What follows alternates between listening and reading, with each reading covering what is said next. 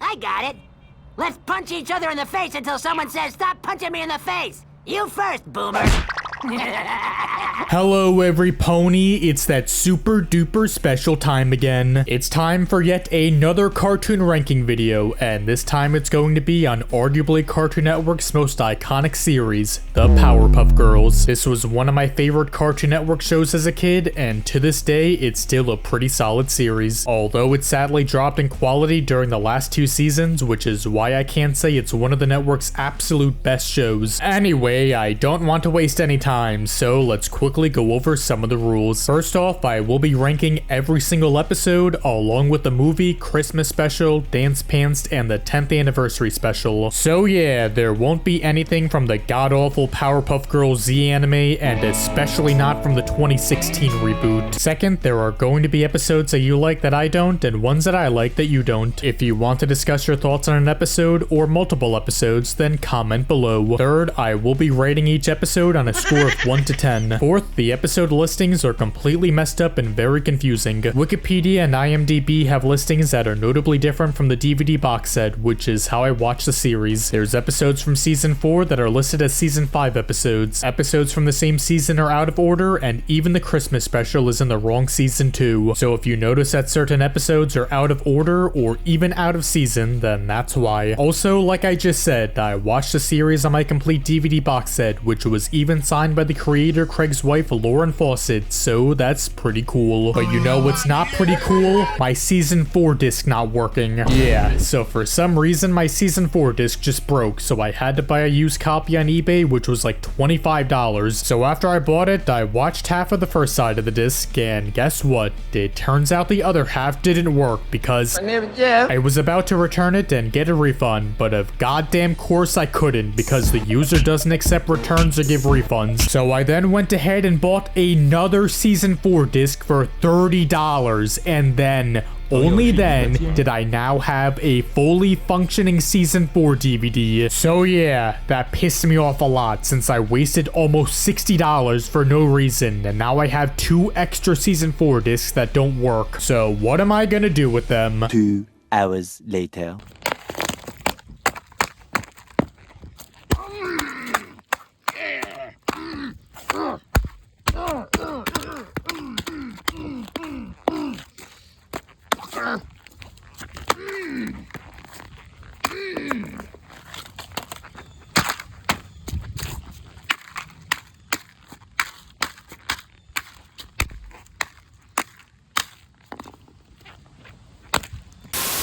So if you want to help me get my money back, then you can support me by leaving a like, comment, sharing, and subscribing if you end up enjoying the video. You can even support me on Patreon or even become a channel member starting at only 99 cents a month. But shit, it was...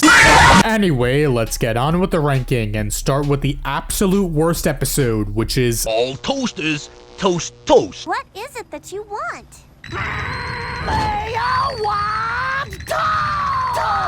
Jesus Fortnite Christ. There are some terrible episodes in the series, but without a doubt, this is easily the worst. For those who don't know, the series ran for 6 seasons, however its creator Craig McCracken left after season 4 to go work on his next series, Foster's Home. Because Craig left, the quality notably dropped, and the last 2 seasons became very divisive among fans. Some still enjoy them, some think they're inoffensive and mediocre, others dislike them, and some outright despise them. As for me, the last 2 seasons are not good and are quite a big downgrade from the first 4 seasons. That being said, there's still a chunk of decent episodes along with some good and even a few great ones. However, this is obviously not one of those and is the worst to come from the later seasons and even the entire series. Toast of the Town has the mayor act like a literal child since all he does is scream and cry about wanting toast. The later seasons dumbed down the mayor a lot. Sometimes it wasn't by much or didn't ruin his character, but here it's just offensive. What made the mayor a good character was that despite being kind of stupid, he was still someone who cared for Townsville and could do his job well enough. But here he's just a giant child that screams about toast for 11 minutes straight. Any other traits or redeeming qualities he had are now gone because the writers thought it'd be great to make him a a brain-dead, one-dimensional character. Also, not only did the mayor's character change, but so did his voice too. Tom Kenny voices him, and for the first 4 seasons, he sounded more along the lines of the Ice King from Adventure Time. But during the later seasons, the mayor's voice was more pitched up, and he now sounds more like SpongeBob, which I don't like. The mayor sounds more annoying because of this, and let me remind you that for most of the episode, he's screaming, so you'll be hearing this a lot. There's also this one part where the mayor has to drink a giant spoonful of Antidote X, however he refuses because he's a giant.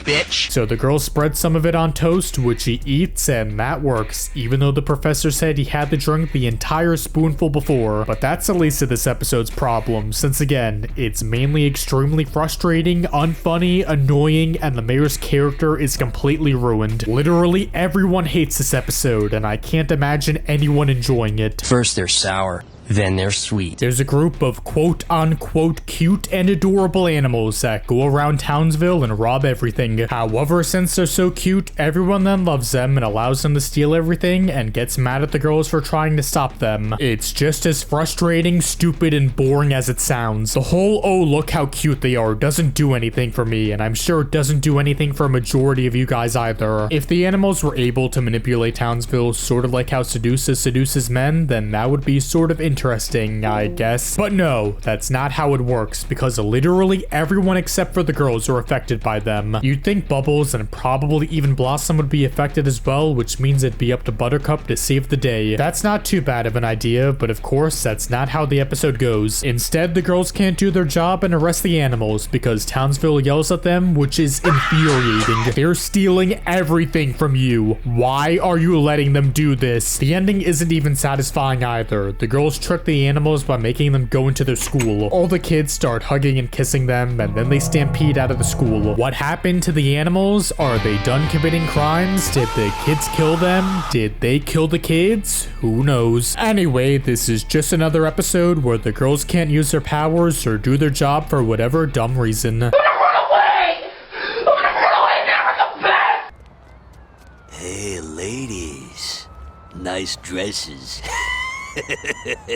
Town and Out shows what would happen if the girls lived in a realistic city, and guess what? It's a load of poo-poo caca. Before my rewatch, I remember not liking this, but now I can't stand it. The entire episode is just the girls being miserable, and it's not fun at all besides a few good jokes. I love this town!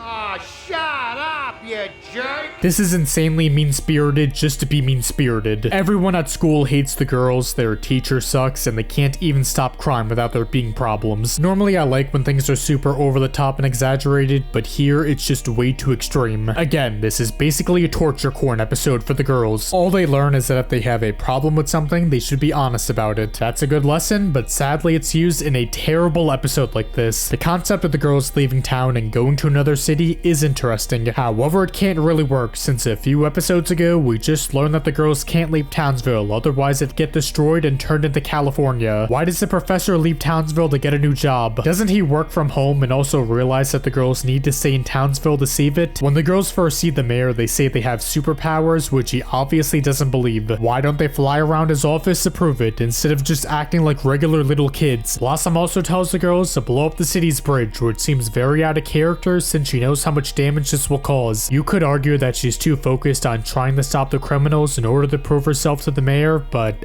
I don't know, I don't really buy that. When I finished this, I was mainly confused and felt like this was a big waste of time. What was the point of this? To show what it would be like if the girls were in an actual city? To show that they wouldn't be able to live in a regular shithole city? Of course they wouldn't, but I didn't need a full episode to tell me that. Well, look at that! It's got a bathroom right there in the kitchen! Part of me wants to rank this slightly higher since there are still some fun moments, but at the same time, a lot of it is miserable to sit through. Why are you crying? Good evening, ladies and germs. We just flew in from Las Vegas because we can. Everyone in Townsville is crying uncontrollably. Great fucking idea. It's just as obnoxious, awful, and painfully unfunny as it sounds. The only funny part is at the end, where Fat Fuckerson falls on his face and gets hurt, which makes everyone stop crying and start laughing at him. Literally everyone points and laughs at him for being in pain, which is genuinely funny. I think I'll call it the city of Brownsville.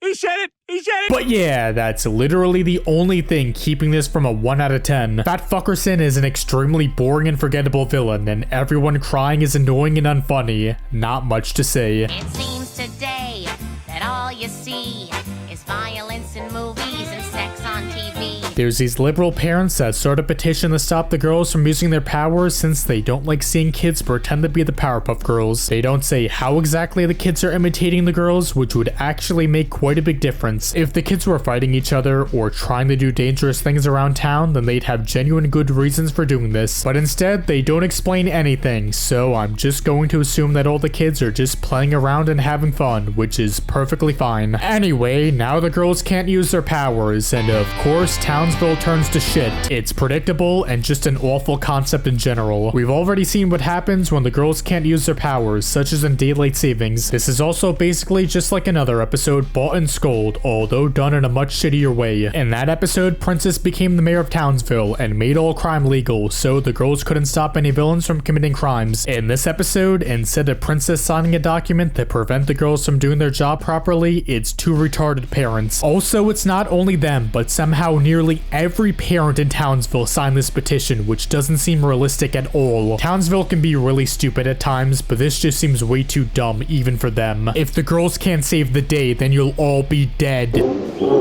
Why don't the girls go to the mayor and have him throw the petition out? Or maybe the professor actually goes to court with the liberal parents and tries to countersue them for preventing the girls from saving the day. Having an episode take place in court could be fun, and I wish we got that instead of this. Anyway, this episode was inspired by parents complaining about the show being too violent. The problem is that this is way too literal, plus they already addressed this in 3 Girls and a Monster, which is much better, although still not great. There's no point to this episode. It's a boring and reused idea, and it's extremely predictable. Yeah, of course the parents are almost going to die and then realize how retarded they were for trying to prevent the girls from saving the day. There's also these new villains called the Dukes of Doom, which are pretty terrible one-off villains. They show up at the very end and all they do is scream. The one thing keeping this from a 1 out of 10 is the car theft scene, which is actually kind of funny and takes up about a third of the episode. But unfortunately, the rest of it is so insufferable that it doesn't matter how decent this one scene is. I'm being oppressed! There's a group of woke SJW hippies that protect Mojo from the girls and allow him to do whatever he wants. Just like Sweet and Sour and Girls Gone Mild, this episode prevents the girls from doing their job for an extremely dumb reason. Why don't the liberal hippies know who Mojo is? He's probably the most iconic villain in Townsville. If this was a very early episode and Mojo hasn't been seen in Townsville yet, then that wouldn't be too much of an issue. But the thing is, this is season 6 and literally everyone should recognize him. Then again, I'm sure they do know who he is and just don't care since they're that brain dead. Also, why don't the girls go to the mayor and tell him to change the law sooner? They immediately did this in Bought and Scold, but they don't do it here because otherwise the episode would be over in like 4 minutes. There's a montage of the hippies protecting Mojo and it lasts for 3 full minutes. If there was a catchy song or even cool visuals, then I wouldn't mind this too much, but it drags on, is really frustrating, and more importantly, boring. This is so boring. The ending is sort of funny since the girls leave Mojo on Epstein's island with other monkeys, but besides that, this is terrible. I have to tell you about the future! Not only are we dealing with a petty criminal, we're dealing with a terrorist. Allahu Akbar!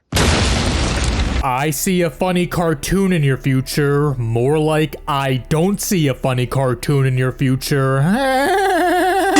So there's a fortune teller that steals the key to the city from the mayor, so the girls stop her, and that's pretty much it. This is easily one of the most boring and unfunny episodes in the series. Apparently this is supposed to be a parody of Rocky and Bullwinkle, which I've never seen, which is exactly this episode's biggest problem. It's a parody, but that's literally all it has going for it. On its own, it's painfully unfunny, boring, as well as annoying, since the narrator talks for about half the episode. I'm going to assume the narrator talks a lot in Rocky and Bullwinkle, sequel, but again, I don't know since I haven't seen it. There's also this weird pickle commercial that's randomly put in towards the end, which is supposed to be another reference. But again, this is exactly my problem. It doesn't work without knowing the reference, and especially since it's not funny on its own either. This is basically a terrible version of Meet the Beatles, which is widely considered to be one of the best episodes. The reason it's so amazing is because on its own, it's already a great episode, but understanding all the references makes it even better. But anyway, this one is uniquely terrible and memorable, but that's not really a compliment. The demand for Powerpuff Girl merchandise was at an all-time high. And the 3 dolls were quickly snatched up by an avid collector and promptly put up for auction on eBay. Let's gather around the campfire and sing our campfire song. The professor and the girls go camping, but Fuzzy and his nephews keep ruining their trip. First off, didn't we already establish that the girls can't leave Townsville or go on vacation, otherwise him would take over? This is on the outskirts of Townsville, so I guess this still makes sense, but either way, this is the least of this episode's problems. This is another torture corn for the girls since they're miserable for the entire episode. The professor won't let them beat up Fuzzy and his nephews, which I guess makes sense, but they're still assholes for ruining the trip. If the girls can't beat up Fuzzy, then why don't they move their trailer much farther away? The forest is big enough, so just move away, and if Fuzzy goes out of his way to bother you, then beat the shit out of him. The ending doesn't even make sense either, since the girls and Fuzzy's nephews get along now because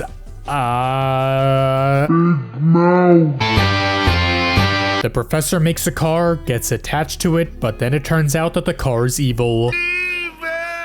More than anything, the idea is just bad to begin with. Why is the professor suddenly interested in cars? He's never cared about his car before, so this is really dumb and forced. Even if you ignore that, a lot of the episode is predictable and boring. The professor spends so much time with his car that he now forgets to spend time with the girls. They then try talking to the car, but it almost runs them over. They tell the professor, but of course he doesn't believe them because he loves his car more than his girls now, which is super obnoxious. The ending could have been alright since the car turns into a transformer, so seeing the girls destroyed would have been somewhat satisfying. But that's not how it ends, because the car starts crying, saying it just wants someone to drive it. So the professor makes it a robot driver, and that's how it ends. The car doesn't get destroyed for trying to run over the girls or kidnapping the professor, but instead it gets to live a happy life.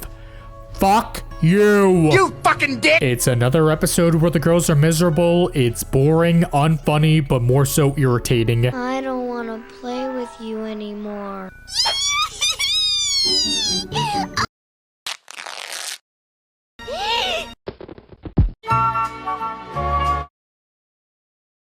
This is your punishment for ruining the party. You deserve it.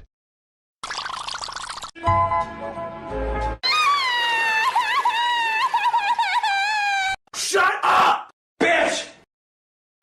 Eat my short dick! Whoa, that's not the right episode. There's a party at the girl's house, but Bubbles can't enjoy it since her toy Aki is broken, so she tries to find out who broke it. There's nothing inherently wrong with this episode, none of the characters are obnoxious or out of character, and there aren't big plot holes. The worst I can say is that there's this one joke where everyone is gasping, which gets used 5 times, which is super annoying. Mojo also wants the girls to give him a bunch of chemical X, even though in the episode Mojob, he already knows how to make it. This is something so small that I can reasonably see the writers forgetting about it, so I don't mind. But besides that, there's not much to say. It's mainly really boring, painfully unfunny, and it ends with Mojo shitting himself. The girls' class has a pet hamster named Twiggy, and every weekend someone different gets to take him home. And the kid Miss Keen decides to pick is... Let's see. How about Mitch Mitchelson? What are you, fucking retarded? For those who don't know, Mitch is the typical asshole bully character that has no redeeming traits. He works as a quick one-off gag, but that's about it. Having him be the main character for an episode is a terrible idea. The only way this might work would be if they actually went and developed him, but obviously they aren't going to. But anyway, Miss Keen picking Mitch and even ignoring the girl's advice seems extremely out of character and forced. This is season 3. We all know how bad of a kid Mitch is, plus you should know more than anyone since you're his teacher.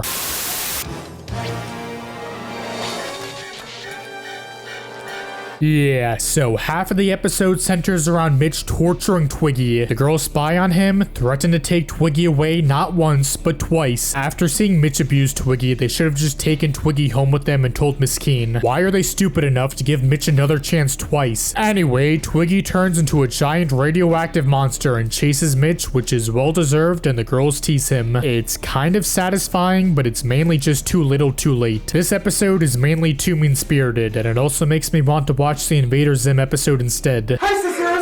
There's a new villain called Mascara.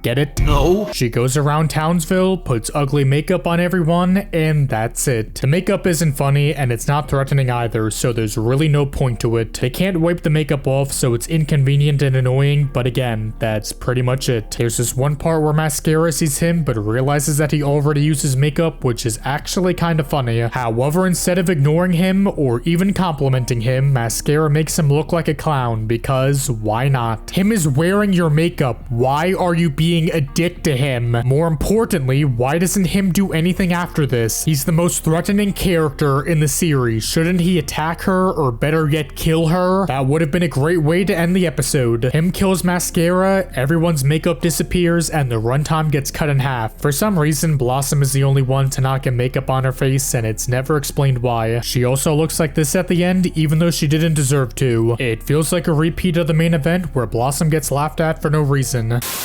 I'll tell you why. Because I wanted the extra coverage. Get it? Coverage? The only redeeming aspect is that Mascara is voiced by Phyllis Diller, who's a great actor. But besides her voice, as well as acting, Mascara is boring and unfunny just like the rest of it. It's not enough time. Home from school, sir. Jumpin' Jehoshaphat! What the heck is that?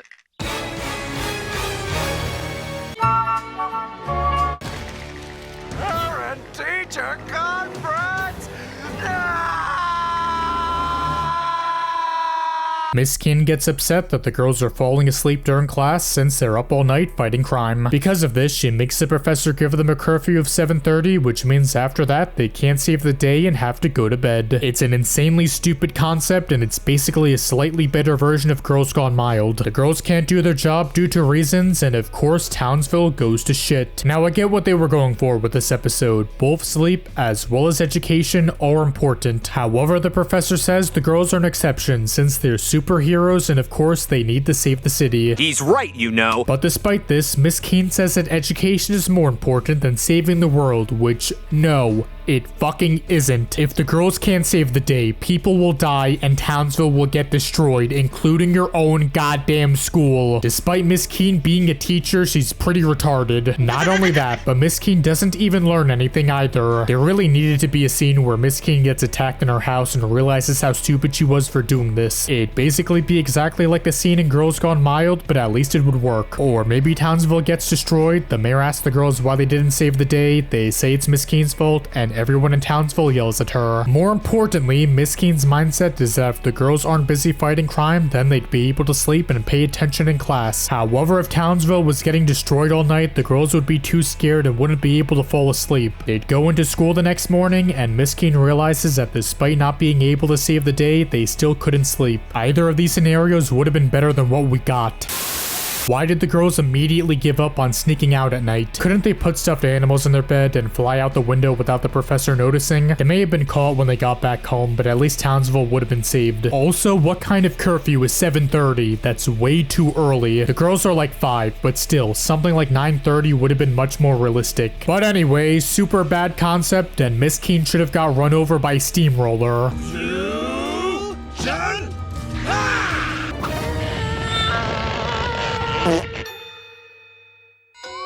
Nice.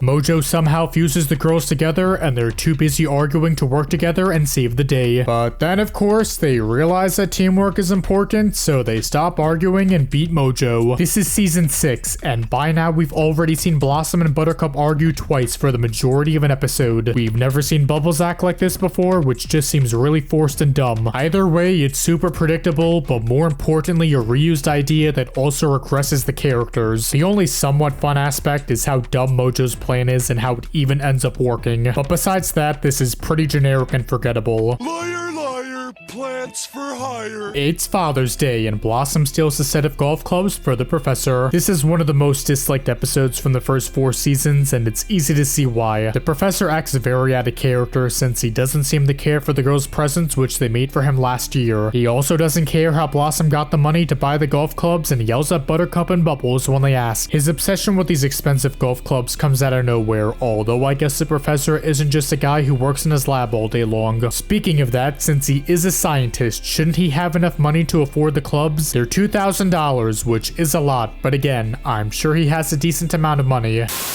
Look, I'm no sugar daddy. Those days are over. The mayor nearly dies when the girls ask him for $2,000, even though he gave them all the money from the bank in Powerpuff Bluff. I get that these are different episodes and all, but even so, the girls have saved the day hundreds of times by now. Shouldn't that mean he'd be able to give them a couple $1,000s on this one occasion? Miss Bellum is also kind of an ass for just ignoring the girls and telling them to leave. Blossom eventually admits that she lied and stole the clubs, which was the right thing to do, although she gets punished way too hard for this. She has to work 200 hours in community service, which is about 3 weeks if she works 10 hours a day, which is insane. It's her first offense, she's only 5, the clubs weren't damaged, and no one got hurt. Why is her punishment so severe? She didn't deserve this, especially since she had good intentions. Despite the mayor, Miss Bellum, and the professor being unlikable, all 3 of the girls managed to stay in character. Blossom only wanted to make the professor happy, but she couldn't buy the club since the mayor was an asshole. So her only other option was to steal them, which, while wrong, I could understand and believe her doing. But anyway, this is just sort of mean-spirited and poorly written. Easily one of the worst from the first 4 seasons. You look like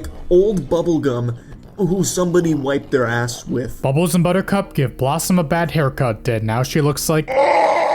So everyone laughs at her because they're all assholes. The problem is that this is so mean-spirited towards Blossom, plus the whole bad haircut thing just isn't funny. Like, yeah, her hair is a mess, but it's not like someone drew a penis on her head or something. Probably the worst part is when the professor tells Blossom to use her bad haircut to her advantage, which is a good moral. However, it's then ruined because once she leaves, he immediately starts laughing at her, which seems out of character, and again, just mean-spirited. At least Buttercup and Bubbles get shit on at the end. We've got to have money.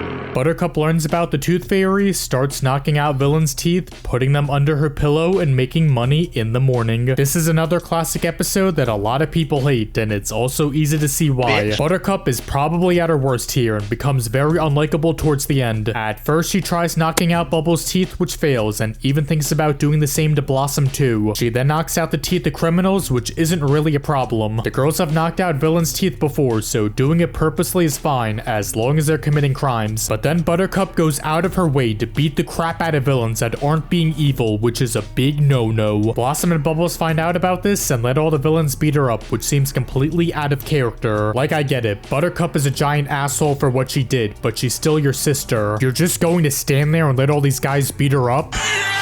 The thing is, this could have worked if Buttercup rushed over without Bubbles and Blossom noticing. She gets there by herself, all the villains beat her up, leave, and then Blossom and Bubbles come and see what happened to her. The professor also acts a bit too mean towards the end since he shows no remorse for Buttercup even though she's still his daughter. Like again, she's for doing what she did, but you don't care that all her teeth are now broken? The idea of greed being bad as well as actions having consequences I like, but it just wasn't executed right. In some way, every character acts out of character, plus Buttercup is really unlikable too. Oh, I'm sorry, Uncle Crunch. God damn it, girl, you don't call me Uncle Crunch, you call me Pa! The professor's brother is coming to town and the girls have to pick him up from the train station.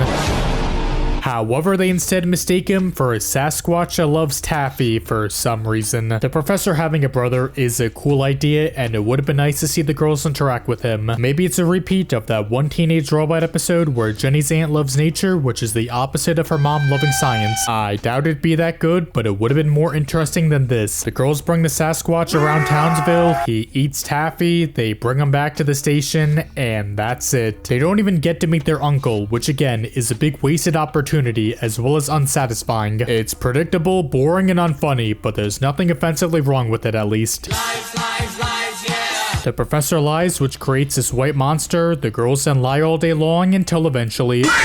They never explain how the monster was made, and I feel like it could have easily been explained that him created it. But anyway, once the monster gets this big, the girls don't do anything about it and just let him go around the house destroying everything. If they see a monster, wouldn't their first thought be to beat the crap out of it? But for whatever reason, they don't and realize that the only way to stop it is to tell the truth. Now I'm fine with them stopping the monster by admitting that they lied, but again, why don't they at least attempt to beat it up?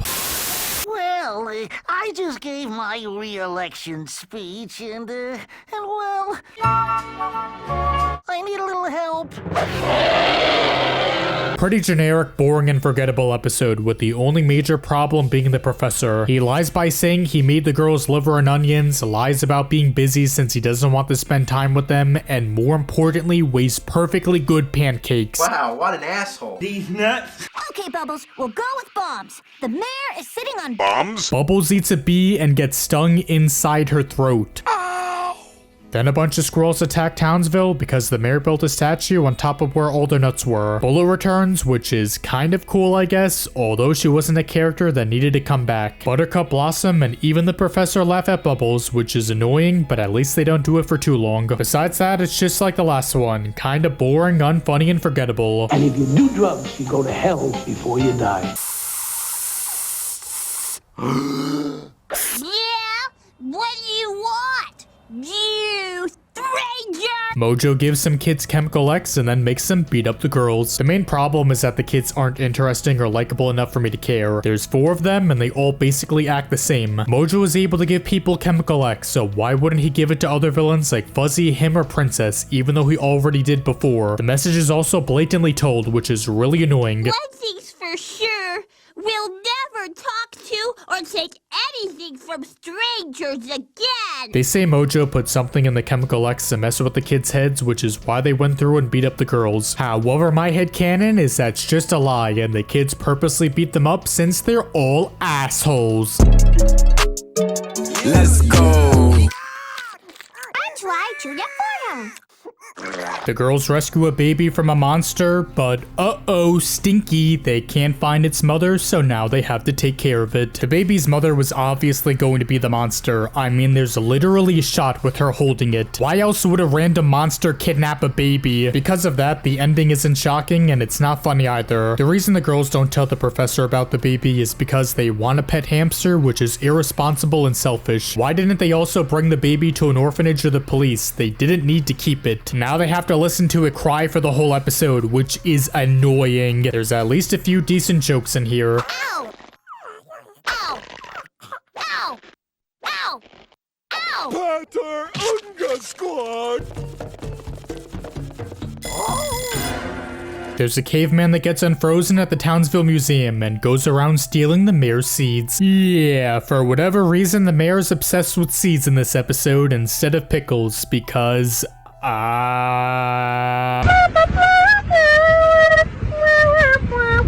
The first few minutes are by far the best, since it's just a worse version of SpongeBob BC, and I wish the whole episode was like this. Yes, it would be a cheap knockoff and probably wouldn't be good, but I still think it'd be better than this. The rest of the episode has the caveman stealing seeds from the mayor, which goes on for a while. This was probably done since if the girls knew about the caveman, as soon as he got unfrozen, Blossom would freeze him again and the episode would be over. I feel like all they had to do was get rid of the elephant and have the caveman run around town stealing stuff, but then again, it still results in Blossom freezing him, so...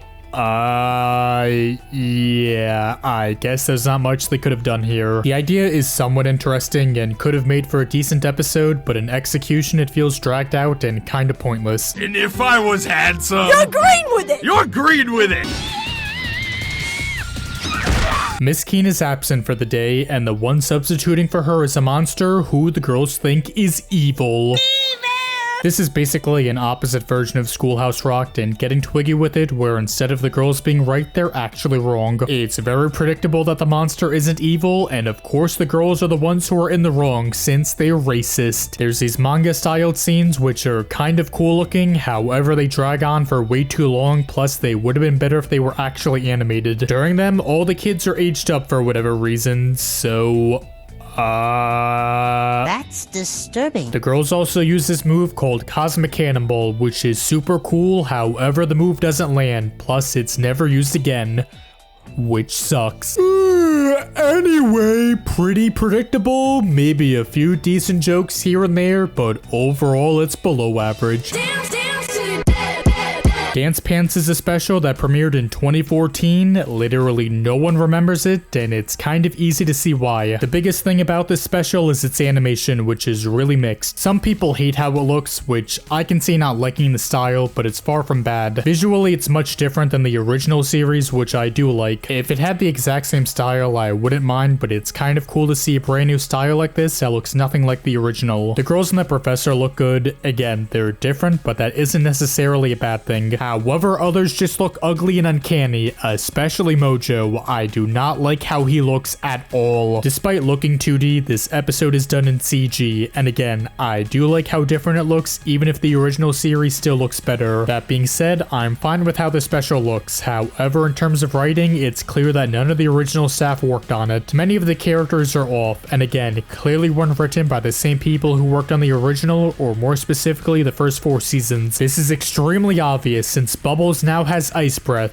you know, Blossom's special and signature move. How the hell did no one realize this during production? Did anyone even watch the original series? No! The comedy is very hit or miss. There's definitely cringy lines and jokes that don't land, but surprisingly, there's some that are pretty funny. For example, at the end, it's revealed that all Mojo wanted to do was make a softball team and rule the town that way. So then everyone makes a team, they win, but then they immediately arrest him, which is pretty funny. There's also this dumb retcon where the professor says he came to Townsville in his early adult life. However, in Get Back Jojo, it's shown that he's been living in Townsville his whole life, so that's kinda dumb. But anyway, this is far from terrible. There's things to like in it, although I still wouldn't want to watch it again. How about you, Billy? Do you have anything to show us? The Gangrene Gang attend the girls' school, misbehave, but for some reason Miss Keen doesn't notice, or in some instances just doesn't care. They stuff cookies in a kid's mouth and throw paste at everyone, but again, Miss Keen is either too stupid or just doesn't care. Why do you ignore the girls when they say that the Gangrene Gang are bad guys? You just saw them ruin the class cookies and start throwing paste all over the classroom. The thing is, this would sort of work if the gang didn't get caught by Miss Keen, but they do. Twice. Plus, she already knows that they're weird too. You know the school rule, no fighting in class. Another thing that's really stupid is that Miss Keen says that there's no fighting in school. However, in the literal last episode, she allowed the girls to fight Princess outside the classroom. So you're telling me that if Nick Cruz came in, you wouldn't let the girls stop him? Nope. Scar, brother. Help me! Everyone in Townsville is super lazy, so the girls force them to save the day. Before my rewatch, I remembered liking this, but now it's kind of not good. Townsville are dumbed down so much, but more importantly, they're all lazy assholes that abuse the girls. It's fun seeing them destroy the monster, especially since it has one of the best jokes in the series. Why shouldn't you put a toaster in a bathtub full of water? 'Cause your toast would get soggy. But unfortunately, the whole episode is ruined due to its ending, where the mayor says he doesn't know what the girls told everyone and tells them to clean up the mess. It's annoying and frustrating, and it ends with everyone continuing to abuse the girls, which is dog shit. Dog shit, dog shit, dog shit, dog shit. This is one episode that I can see people enjoying, but like I said, its ending ruins it for me. Bubbles has trouble seeing, so she gets glasses, and now Buttercup and Blossom make fun of her. Yep, this is literally the exact same episode as the main event, except instead of Blossom being miserable, it's Bubbles. What's even more bizarre is that this is only 3 episodes after that. You would think that if they reuse an idea, they'd do it from like 3 seasons ago or something, but no, they just made and aired the same episode a few weeks later. This is better than the main event, mainly because Bubbles' glasses are kinda funny, and more importantly, the professor acts like a good father. He doesn't laugh at Bubbles like he did after Blossom left, although he still should have yelled at Blossom and Buttercup Buttercup for laughing at her. But anyway, it's a slightly better version of the main event. This probably would have been okay, but again, it's the exact same episode 3 episodes later, which holds it back. Oh, brother, this guy stinks! I'm starving. I'm not paying for those. Here's a Blossom torture corn where she messes up everything because, yeah. Some people hate this episode, and I don't get why. It's not good, but it's nothing offensive. Everything is forced and just goes wrong for the sake of going wrong. Blossom even leaves to go work at a hot dog store, which shouldn't be possible since she's only 5 years old. There's some good jokes, but the main reason it's hard to hate this episode is due to its visuals. Season 4 switched art styles multiple times, since during this period they were switching from cell animation to digital. For this, as well as Keen on Keen, the show's art style looks very similar to the movie, which is great. The colors are duller, designs are more angular, and I love how the backgrounds look. But even with the episode looking good, it still isn't well written. Look at me, I'm burning. Not me. I guess it's my lucky day. If you're a fan of the series and you're thinking I'm insane for putting this episode this high, this is widely regarded to be one of the absolute worst episodes in the show. The girls go to the beach, refuse to put sunscreen on, fly to the sun to save the day, but then get sunburned. Once they're burnt, they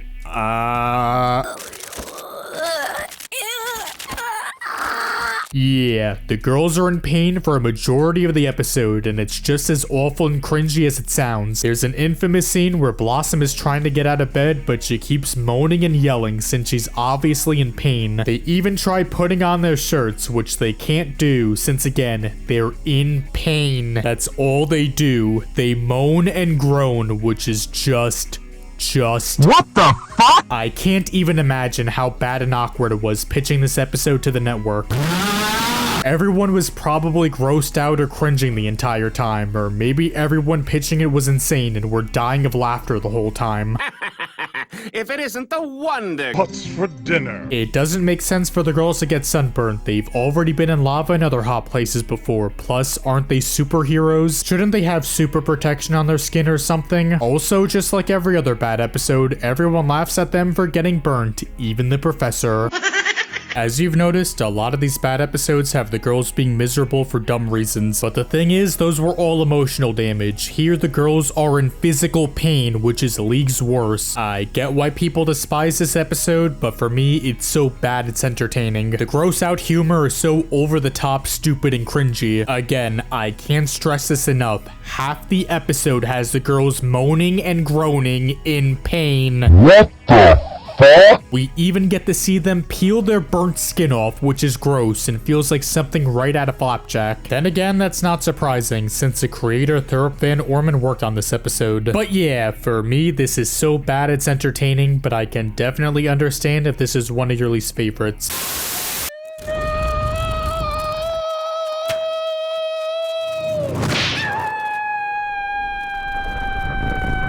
I have crippling depression. One of the monkeys from the movie called Mopey Popo returns and wants to get revenge on Mojo, but instead he gets tricked and just hangs out with Mojo for most of the episode. It's cool to see them reference the movie and even show footage from it, even if they do sort of retcon the scene a bit. There's some decent jokes, but it's mainly too slow paced since not much happens during it. Yard sale! Yard sale! Everything? Everything! Even these? Except those.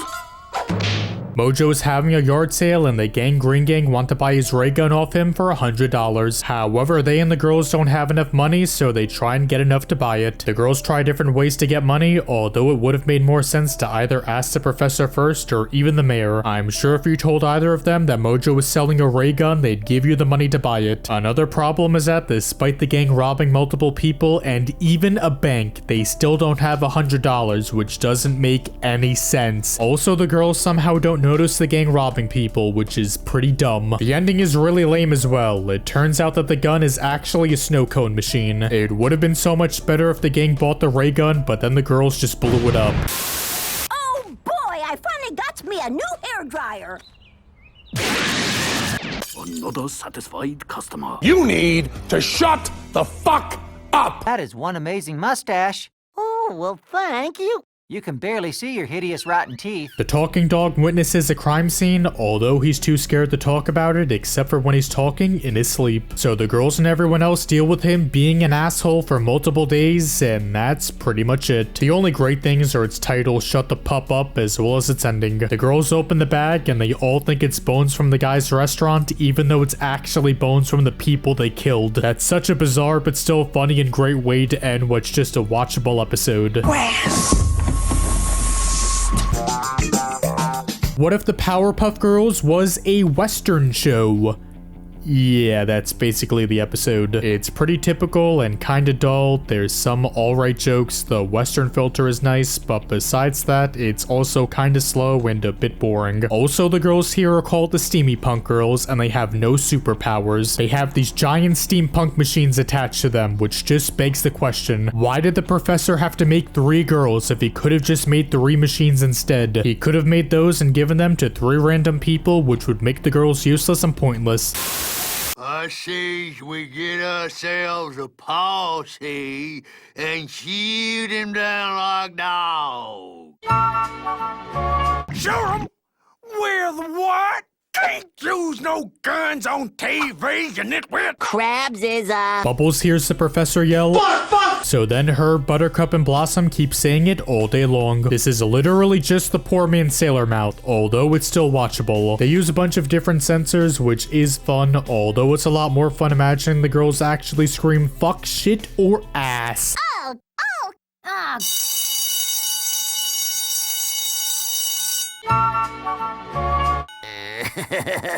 They said fucking Don't know why Miss Keener Bellum didn't tell the girls what the word meant, but I guess they would have just stopped saying it and the episode would have been over. Nerf this. Wow, where did you get that giant match? Same place I got the giant jar, silly. Episode 2, Season 1, remember? The professor makes chili for a chili competition and wins. But then everyone farts out the chili and it turns into a giant fart monster. It's one of the weirdest episodes. There's not much I can compare it to, but more importantly, whoever wrote this definitely had a fart fetish. My, the sheets are unusually toasty. Monster attacking the city, but both Buttercup and Blossom's plans don't work. Bubbles eventually asks the monster to leave, and he does. So yeah. This is a very nothing episode. Not much happens, and the ending is very anticlimactic, which I get is the point. Blossom and Buttercup arguing is annoying, since it feels like a rehash of Octa Evil, but it doesn't ruin the episode. But yeah, not much to say. The monster looks cool, but besides that, it's very mediocre, but also inoffensive. Meow? There's a monster going around Townsville looking for his cat. I mean his pussy. This is one of the most basic episodes. It's watchable, there's some funny moments, but by far the best part is the ending. It turns out that the monster's cat was in his ass the whole time, which is great. There's also this one part where the girls use their heat vision to melt the monster, which doesn't work. So then immediately after that, they then decide to turn into a giant flaming cat, even though they just found out that heat doesn't work on him. But yeah, at the end of the day, the monster god is pussy. Time to take a piss. It was an accident. The girls wake up and think one of them wet the bed. It's really dumb, but it has some funny moments.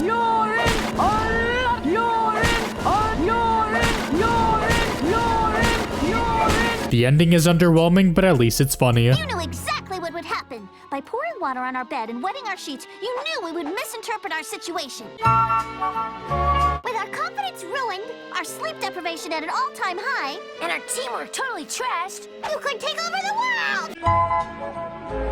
That's why you did it, Mojo, isn't it?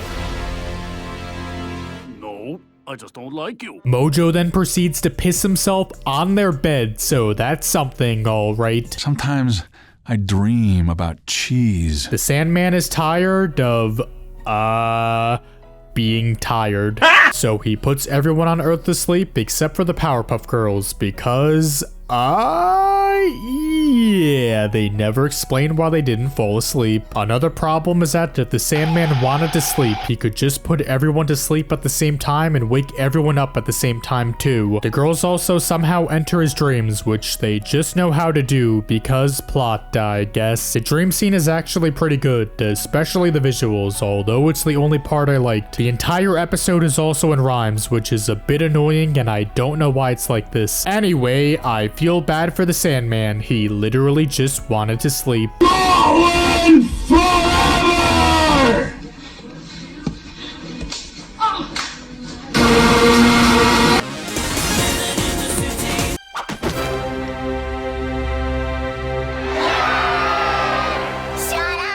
The mayor buys Monster Island, which means all the monsters now have to live in Townsville. It's cool to see them use Monster Island as a plotline since there's only 2 other episodes that mention it. The concept is pretty dumb, especially since it shows that the mayor has gotten dumber in the later seasons. But this is far from his worst appearance, plus he did sell the city to the princess before, so maybe he is a little special.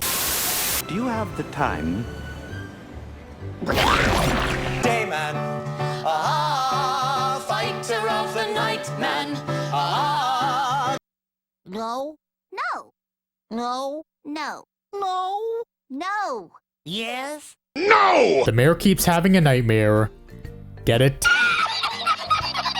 So the professor lets the girls go inside his dream to help him. It's a cool idea that also shows how much of an asshole the mayor is. He sees himself as this super tall buff guy, meanwhile everyone else in the city has his face. That's disturbing. The only problem is that the mayor is kind of annoying in the beginning and the ending is, well...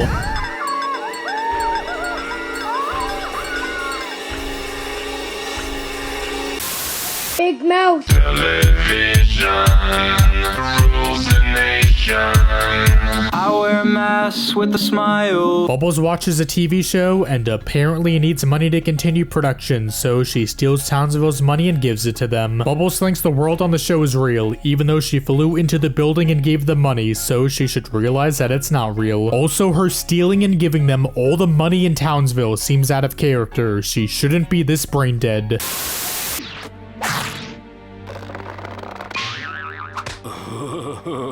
At the end of it, they all learn a very valuable lesson. Television is your friend. Television is never wrong. And you should always listen to it and do whatever it says. Except for the mainstream media, because they're all Fake news. He's my schmoopy doopy sweetie weetie pony pie. Wow. Oh, hey, this is really good water.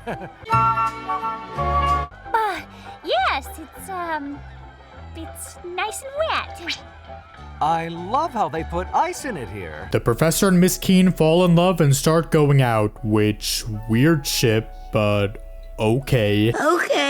Once they start going out, they use the hotline to talk to each other, which prevents the mayor from calling the girls when there's trouble. There's multiple problems with this, the first being that the professor and Miss Keen could just call each other on their home phones instead. If the mayor couldn't call the girls, then why doesn't he use the Powerpuff Girls signal like in Super Friends? The biggest problem though is that if there is trouble in Townsville, the girls could just look outside and see that something is wrong. They don't always need the mayor to call them to let them know that there's a giant monster destroying the city. These are big problems, but there's also some great aspects that prevent it from being a bad episode. As you can tell, this is the other episode that uses a similar art style to the movie, and like I said before, I love how it looks. The restaurant scene with the professor and Miss Keen is so cringy and hard to watch as well. Miss Keen, how are you? Oh, fine. And yourself? Good. The way they break up is funny, but also amazing at the same time. The professor finds out that Miss Keen has a cat, which upsets him since he says the cat made him jump off a building. Miss Keen thinks that he's lying, which he isn't, since this is actually a reference to a season 1 episode where a cat controlled him and made him jump off a building. This joke works so well, and is probably one of my favorites in the whole show. We will make America great again. There's a new superhero in town called Major Man who's able to save the day better than the girls, although it turns out he's a big fat phony. It's fine, it's just kind of predictable, basic, and feels like something that's already been done before in other shows. The ending is at least really good, since it turns out that the girls called the monster to come and destroy the city for them. Hey, waiter! There's a hair in my cake! Blossom is all crusty. Buttercup is hardly perfect. And Bubbles, just horrible. Bubbles overhears the professor talking about throwing out a set of cakes, but mistakenly thinks he's actually talking about her sisters. It's a big misunderstanding episode, although for some reason we already know what the misunderstanding is from the beginning, which is kinda weird. Wouldn't it make more sense for us not to know what the professor was actually talking about and be in the dark about it like the girls are? It's pretty obvious he's throwing them a party, so it wouldn't make much of a difference, plus some of the jokes work a bit better when you already know what's going on. There's this one part where the professor wants to throw out the cakes, but the clown wants to eat them. And of course the girls think the clown is a cannibal and is going to eat them. I want to dress up like a clown and have sex with children and kill them. There's also this part where Bubbles shows the professor a picture of them and says they're a happy family, but he doesn't really care. Sure, Bubbles. Whatever. Wow, what an asshole. It's very typical and predictable, but it's funny enough, and overall it's alright. The professor makes the girls a pet called Bebo, or as I like to call him, Bimbo. However, the girls are told to feed him only once, so they all feed him once, which causes him to eat everything, grow super big, and then die. What the fuck? It's fun, but it's held back due to how stupid and forced it is. The professor says to feed Bimbo only once without going into further details. You really couldn't say make sure you only feed him once, otherwise if he eats then he'll become a vor addict. Also, couldn't you just tell them to never feed him at all? That would have prevented him from... It's also kind of weird how the girls decide to play with Bimbo while by themselves instead of playing with them together. But anyway, we all learn that the professor is a big dumb retard. Welcome to the cum zone. Nice car. There's this loser in the girls' class called Elmer, and he loves eating glue. Get it? Buttercup throws paste at him, he then eats radioactive glue, turns into a monster, Buttercup apologizes, and then everything turns back to normal. Except not really, because Elmer is still a giant Anyway, Elmer is kind of an asshole for destroying the city. Like, I get it, he was bullied by everyone, but you didn't have to go out of your way to destroy Townsville. They didn't do anything to you. Also, more importantly, does anyone know or knew someone that actually ate glue in class? Picking your nose or biting your fingernails is something people do, but I've never seen or heard of someone eating goddamn glue. If you do know someone, then comment below, because again, I highly doubt anyone actually does or did this. Anyway, the ending is kind of unsatisfying since Buttercup is the only one to apologize to Elmer. I feel like Miss Key needed to force Mitch and the others to apologize as well, but besides that, it's fine. You saved me! Hey, Billy, we thought you were dead. Deal him again, Snake. The girls save Big Billy from... So in return, he tries helping them at home and by fighting crime, but fails. It's a really fun concept, although Billy does get annoying later on, which I get is sort of the point. Also, despite him messing up, you still feel bad for him since he only wanted to help the girls and had good intentions. Because this is what it does, it appeals to like the male fantasy. There's a new villain called Femboy Fatale who manipulates the girls into letting her commit crimes, since if she's in jail, then there will be no other female villains in Townsville. This is mixed among fans. Some don't like it, but others say this is one of the best episodes. It's nowhere near one of my favorites, but I still think it's overall decent. My main problem is how literal and in-your-face the message is, since it's not subtle at all. Like, yeah, we get it. Women should be treated equally. Don't need you to say it so bluntly. The way the girls are manipulated isn't that believable, although they are kids, so they are easy to trick. The main thing Femboy tells them is that there's basically no mainline female superheroes or villains. She is right to a certain extent, although Princess and Sedusa are in Townsville, and whether they're in jail or not shouldn't matter at all. The girls then become giant assholes and start treating all the men like shit. They yell at one of the boys, then stare at the rest of the kids, and for some reason only the boys are afraid of them, which doesn't make sense. All they said was, "You know what you did," and that somehow leads to all the boys being afraid of the girls. Shouldn't all the kids be scared of them, or am I missing something? They also yell at the mayor and the professor since they're men, and that's it. I get that the girls have been manipulated, but it's not like any of these people have done anything even remotely wrong. They don't even apologize to them at the end, which is annoying too. This does, however, lead to the scene where Miss Bellum and Miss Keene tell the girls that what they've been doing is wrong, which is great. Anyway, Femboy Fatale is a retard since she refuses to take $100 bills since they have a man on it, and instead will only take Susan B. Anthony coins. I looked it up, and those coins are only worth about $1, so Femboy is purposely stealing less money because she's a stubborn feminist. So basically this episode teaches us that feminism is bad. Hashtag all lives matter. Hey, did you ever notice there are no chick narrators? Ow! I can't remember what happened in September.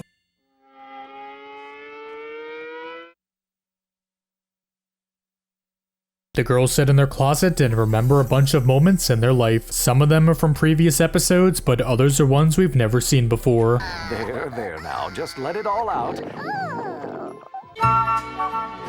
There, doesn't that feel better? This is one of the most distinct as well as memorable episodes to come after season 4, although that's mainly due to one scene, which of course is this. Wow.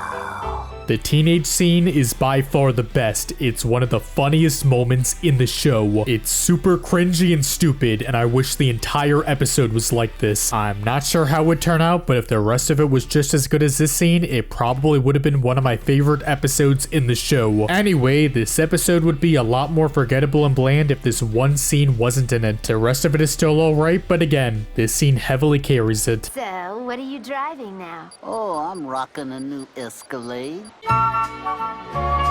Want to take a ride? That's okay. We rode the one up from the first level. Patrick sure is a heavy sleeper. There's a burglar that breaks into the girls' house, although they have to get rid of him quietly since the professor has to make a speech the next morning and needs to sleep. It's fun seeing an episode where the antagonist is super weak, although due to circumstances, he poses as a big threat. It's a good idea, but it could have been better if they were actually consistent with the characters being quiet. The burglar screams multiple times, yet it doesn't wake the professor. Cabbage!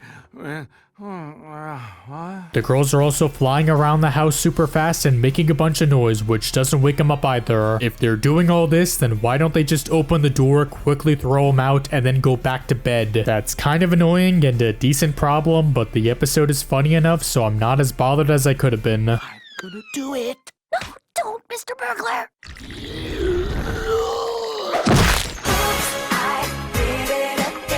The professor thinks the only good inventions he's made were by accident. He then falls asleep and imagines what it would be like if the girls were normal and didn't have superpowers. This is such a mixed episode. It's one I feel like should be lower, but at the same time feel should also be higher too. The big problem is that the professor only making good inventions by accident is complete dog shit. Dog shit, dog shit, dog shit, dog shit. Dog shit. Yes, he made Dynamo, which was a failure, but he's made a super suit, training simulator, time machine, and plenty of others. Some of them did have their problems, although part of that was due to the professor just being kind of dumb and lacking common sense. For example, with Bimbo, he made a great pet, although due to his stupidity by not explaining to the girls to only feed him once and never again, Bimbo ended up... That being said, besides this one big and frustrating flaw, the rest of it is actually kinda great. The girls are just normal girls and do normal things, which is really weird but still fun. Their designs are cursed, and it's even more bizarre hearing their regular voices come out of them. Also, these were designs that Craig planned on using at one point before the series began, so it's cool to see them be in an actual episode. It doesn't make sense how Townsville isn't destroyed since the girls aren't there, but the episode is more about the girls and the professor living normal lives, so I'm willing to ignore that, plus Mojo wouldn't be around now either. If the dream sequence took up nearly the entire episode and the professor making things by accident was removed, this would have been great. Mom! Mom! The professor gets seduced by Sedusa, who then lives with them and treats the girls like poo-poo. The professor is kind of dumb and unlikable, but I get that's sort of the point, especially since he's been lonely for his whole life. Plus, if I had someone cute and clingy like that with me, I'd probably act the same since I'm a horny son of a bitch. But still, it makes part of it rough to get through, which holds it back. What's in the bag? Sedusa? Sedusa? Who would have guessed it? What do you mean, who would have guessed it? We've never been introduced to Sedusa before, probably because this is literally the second episode. Also, according to IMDb, this episode was banned due to child abuse, which I don't think is true, so IMDb is fake news. Anyway, when the girls go out to fight crime, they come in through the front door, which doesn't make any sense. Why wouldn't you fly back into your bedroom through the window? Are you stupid? What's 9 plus 10? Hey guys, I learned a new attack while training. It's called Special Needs Cannon. Buttercup gets annoyed that she doesn't have a special power, so she tries to find out what it is, which she does, and it's... Oh, you mean this?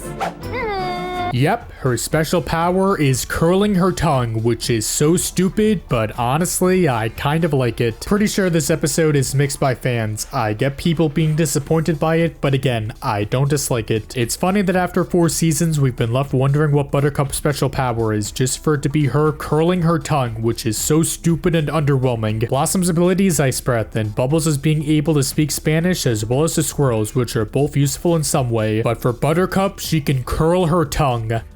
That's it. I feel like this isn't actually her special power, and curling her tongue is just a skill that Bubbles and Blossom can't do. It would have been cool if we got an episode in season 6 where she actually gets a cool and distinct power that the other girls don't have. The Matrix!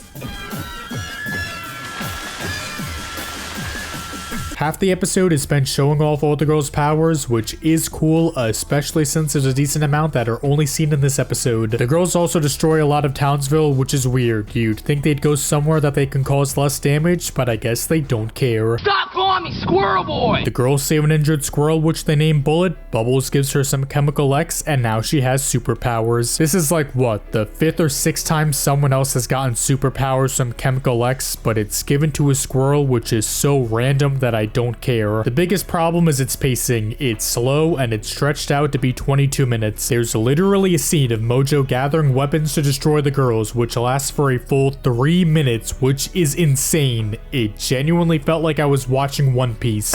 Anyway, Bullet doesn't get powers until halfway through the episode, which feels like a missed opportunity. I feel like the episode should have focused more on her using her powers, or more importantly, spending time with the girls. There's a montage of them saving the day together, but then right after Bullet decides to leave the girls and stay in the forest. The scene of her leaving is supposed to be emotional, but I'm gonna be honest, I didn't feel much during it. Like, it's sort of sad, I guess, but there just wasn't enough time spent on the 4 of them together. It's not like in Super Friends, where the first act is entirely dedicated to showing the girls playing with Robin. It makes you feel so bad for both Robin and the girls, since they have to leave and save the day all the time. But here with Bullet, it doesn't work that well, and it's not like the episode didn't have the time for it, because again, like I said before, it definitely does. It doesn't even have to be a montage of them fighting crime. It could show them playing around the house and having fun. I can't hear you! The girls go to an old movie theater, however the professor gets kidnapped and is trapped inside an old film, so they go and save him. Without a doubt, the best aspect is its visuals. The character designs are unique, the black and white filter is nice, and it almost feels like I'm watching an actual old movie. I say almost because for whatever reason the girls aren't in black and white and still maintain some of their color, and it's never explained why. They also lose their powers, which is never explained and is probably like this since otherwise they'd save the professor within a minute. Also, the reason the guy kidnaps the professor is because he wants his voice and says he's going to slice open his throat and put his vocal cords into his. That's pretty dark and fucked up, but you know what?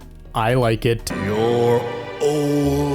The Ministry of Pain comes out of retirement to commit crimes. However, Blossom lets them go because they're old. This is a very mixed episode. Some people like it, but others hate it. I'm sort of in the middle. There's parts that are annoying and frustrating, but at the same time, I feel like there's more good than bad here. We learn how Townsville survived before the girls were made, since it was protected by Captain Righteous and a sidekick Lefty. That's actually really cool and might be my favorite part of the episode, even though they're never mentioned again after this.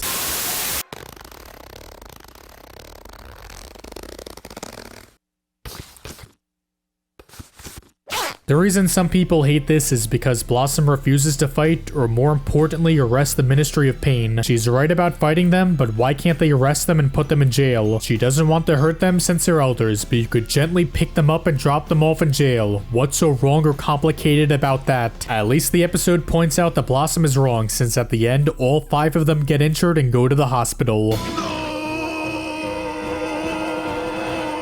Simon says, put your bathing suit area up against the TV screen. Control-Alt-Delete, Control-Alt-Delete, Control-Alt-Delete!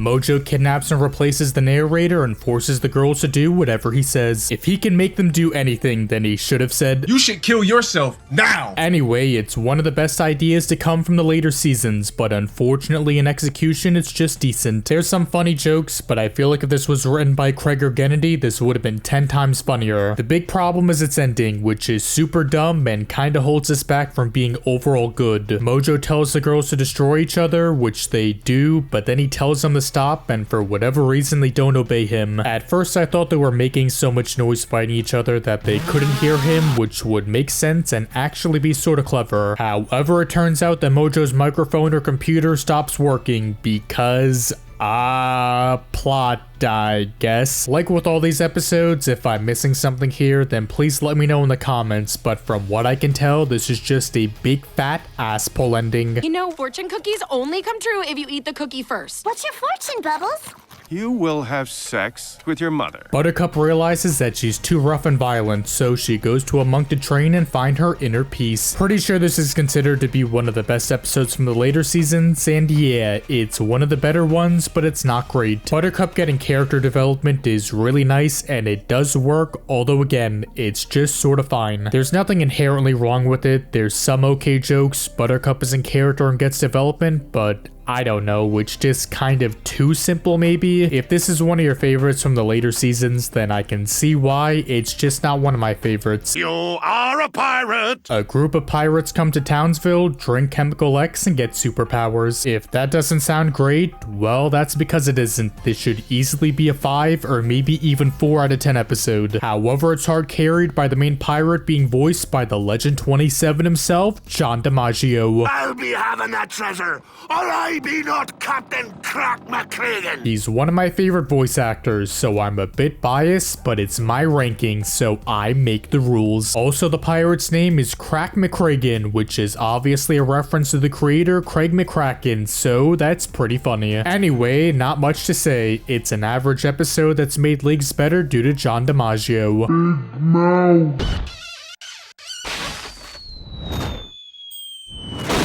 Mojo makes the girls grow so big that they can't stop him since they'd end up destroying Townsville. It's an idea that's so stupid, which the episode even points out, but it still somehow works and ends up being fun. Normally episodes that prevent the girls from using their powers and saving the day are frustrating, but here it's not. Again, the idea is so stupid, which also leads to some pretty good jokes.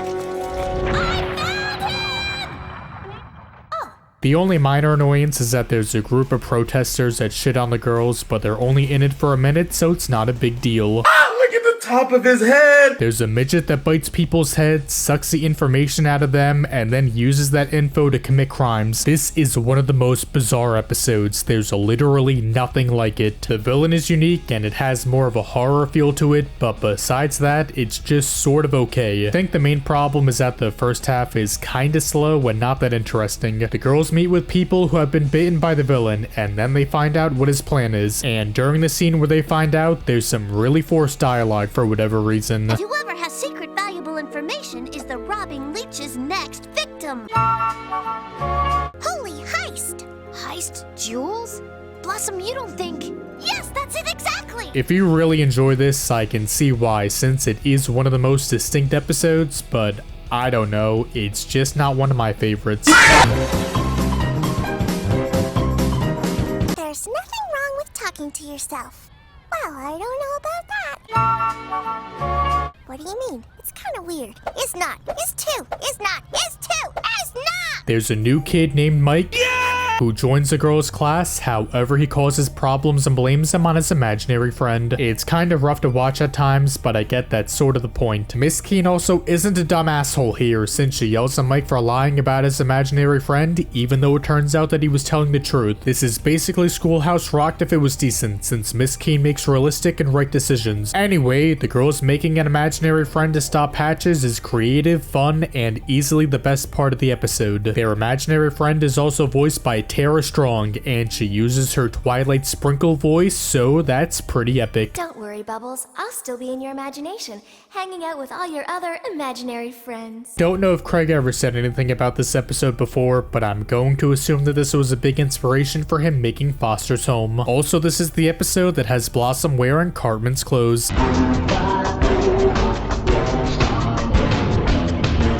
The Powerpuff Girls rule is the 10th anniversary special and has everyone fighting over a key that will let them control the world. It's a fun idea, however it's held back due to one major flaw, which is its pacing. For those who don't know, Craig wanted the special to be 45 minutes long, taking up a full hour time slot. However, Cartoon Network told him months into production that it's actually only going to be a 30-minute time slot, meaning it's only 22 minutes long. So because of this, the team then had to tweak the story, cut out scenes, and most significantly speed up the pacing by a lot. Everyone talks super fast and it's really jarring, although you eventually get used to it as the special goes on. That being said, it's still a major problem and holds it back from potentially being great. Either way, it's still infuriating that Cartoon Network did this to the team. This is easily one of, if not your biggest franchise, and this is how you treat it? What's the harm in giving the special an extra 30-minute time slot? Kids Next Door finale was 45 minutes long, so why doesn't your most popular series get this treatment as well? Anyway, another big aspect is that it's animated in Flash, and it's really obvious to tell. It doesn't look bad, it looks presentable, it could have been better, but also could have looked a lot worse too. Everyone has their original seasons 1 through 4 designs, and for the most part, I like this change. The only design I kind of miss is Mojo's later one, which was taken from the movie, although I get why they reverted it, since his movie design is much more angular and menacing, which worked for the movie, but not for the main series. In the show, he's a big threat, but he can also be kind of dumb and silly at times too, so this design is much more fitting.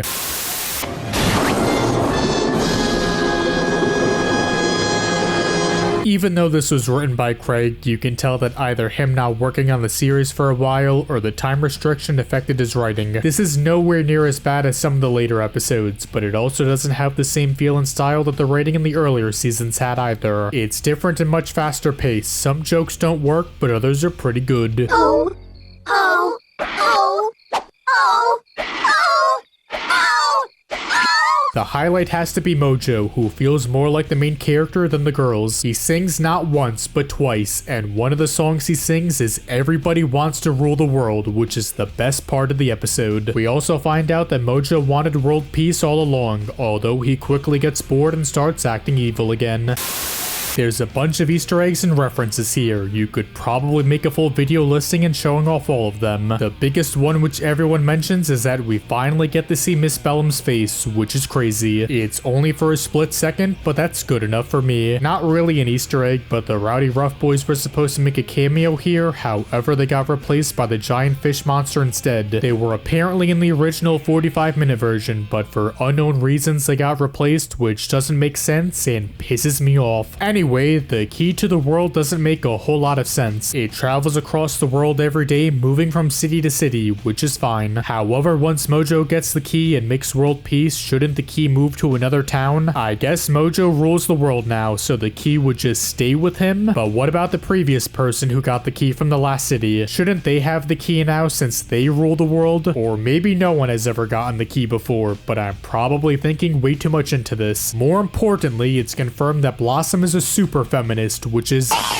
Surprisingly, I ended up enjoying this more than I expected. The pacing is a huge flaw, and the special being animated in Flash is weird, but those don't ruin it. If this was 45 minutes long like it was originally meant to be, then this could have been great, but as it is, it's a decent way to end a solid series. Neon Genesis, Ellen DeGeneres. The professor becomes overprotective once he sees the girls fight a monster, so he makes a giant robot called Dynamo for them to use. The professor being overprotective isn't a bad bad idea. However, he starts acting like this after the girls get hit once by a pretty average fish monster. Like, really? This is what causes you to be so overprotective, not over someone like Mojo or him? It's one thing if the girls got their asses kicked and barely won, but like I said, they get hit once.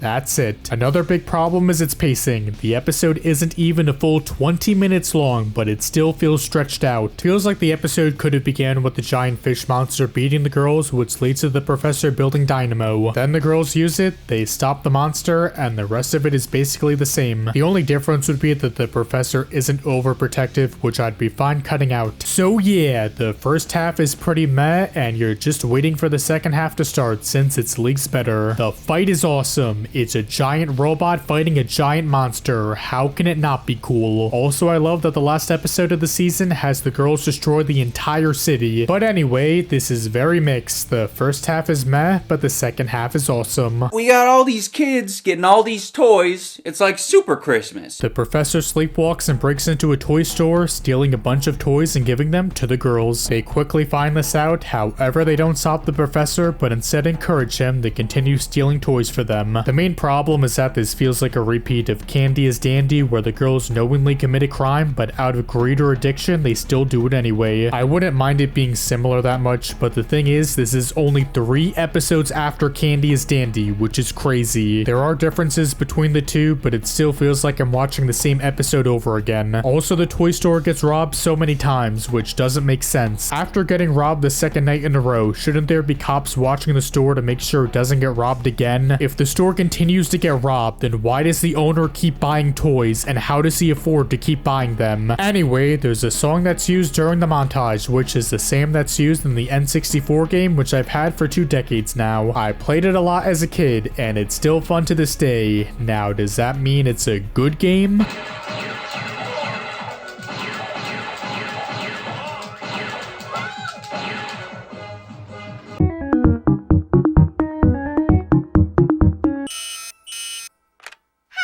Powerpuff Girls? Hi. Hi. Emergency! Bye. Hi. Get downtown! There's this villain named Roach Coach who attacks Townsville with his army of bugs, so the girls beat the poo-poo out of him. Now, despite this being listed as the second episode, it was actually the first produced episode in the series. It's kind of confusing, especially since this is labeled as the first episode on the complete series DVD. It works as a first episode, although it's bizarre that the first villain is this one-off character who never reappears in the series. There's some solid action, it's funny, and the one thing it does better than the actual first episode, Monkey See Doggy Do, is introducing its characters. The first 2 minutes does a great job at showing off how the girls are all different from each other. Bubbles is a crybaby, Buttercup is violent and rough, and Blossom is a leader. There's also the professor who shows off his knowledge to the girls and teaches them important lessons. So yeah, while this does a much better job at introducing the girls than Monkey See Doggy Do, it's still the weaker first episode since again, Roach Coach is pretty forgettable. That's right, fly away, scared, you stinking Powerpuffs! It's my blanket. It gives me the strength to be a great fighter. We find out that Buttercup secretly has a blanket, and is the reason why she's such a great fighter. It's nice to see a more childish side to Buttercup, since she's always seen as the toughest of the girls. The only problem is that there's this one scene where the girls are fighting a monster, and it's whooping Buttercup's hiney. So instead of helping, Bubbles and Blossom just stand there and watch, which is pretty stupid, but besides that, there's not much else to say. First I fuck my sister, then I fuck my mom. Don't what? Just don't! Oh, you mean this. The first Fuzzy Lumpkins episode, he goes into Townsville, beats everyone up, then the girls go to his house, and even for an introductory episode, it's super basic, although that isn't inherently a bad thing. Fuzzy is great, he's just a big redneck that wants to be left alone, but he is insane, which is a big no-no. This is also the first episode where we learn that Bubbles can talk to squirrels, so that's cool. The only problem is that there's not really a lesson, unless it's that sharing is important, which isn't conveyed well. Like, Fuzzy has the right to keep animals and people off his property since it's his, but the problem is that he's being a dick about it. Either way, it doesn't bother me that much, and I still consider it to be good.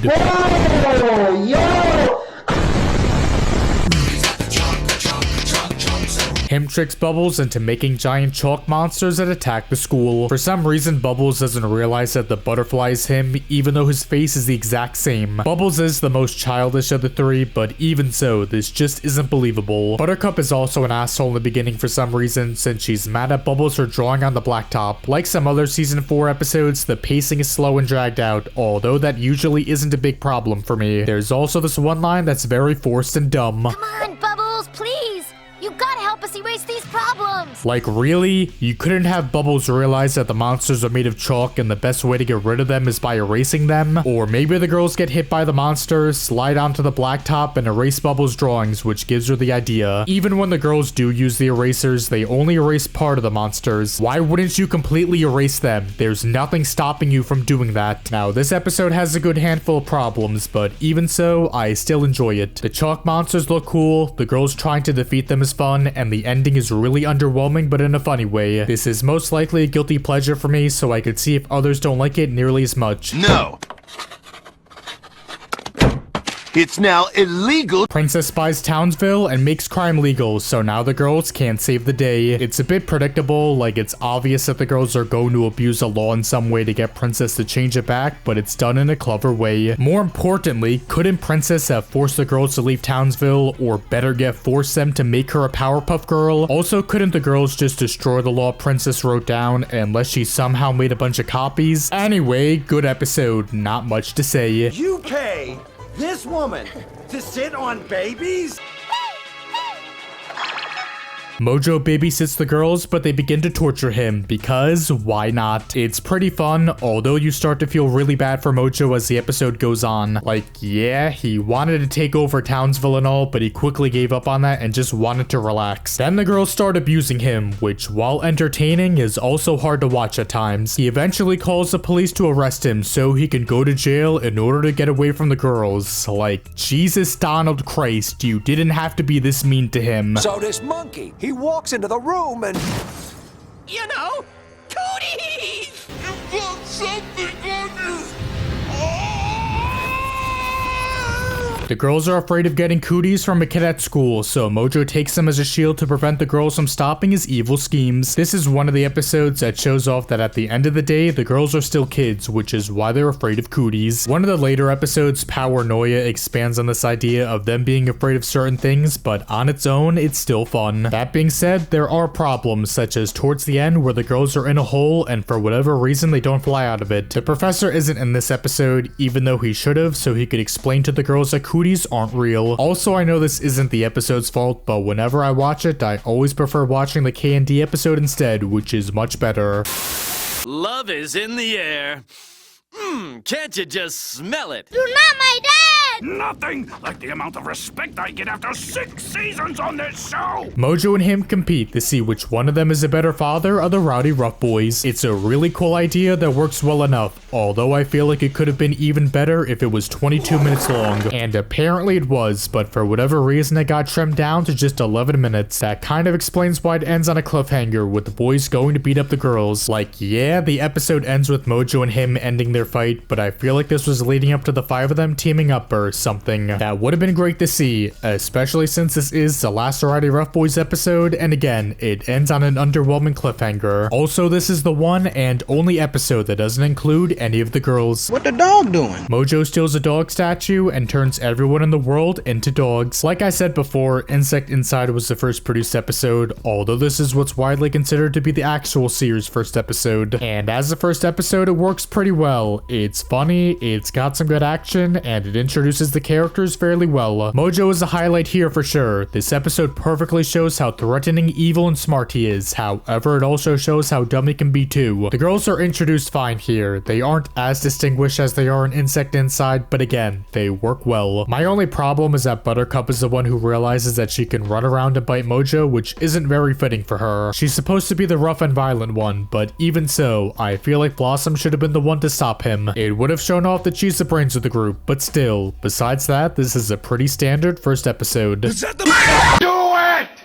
You fucking pussy! I remember when I brought a puppy home to my parents. And do you know what they said? They said yes? They said... No! No! The girls bring home a cat, but it turns out that he's evil and uses the professor to make a machine that forces humans to make cats do whatever they want, I guess. It's a bit predictable, but it's fun enough, especially at the end where the professor jumps off a building. Out! Anyway, there was no litter box at the girl's house, so where did the cat take a dump? Did it shit outside? Did it go in the toilet? Or did it poop on the floor? This is a very important question that I need answered.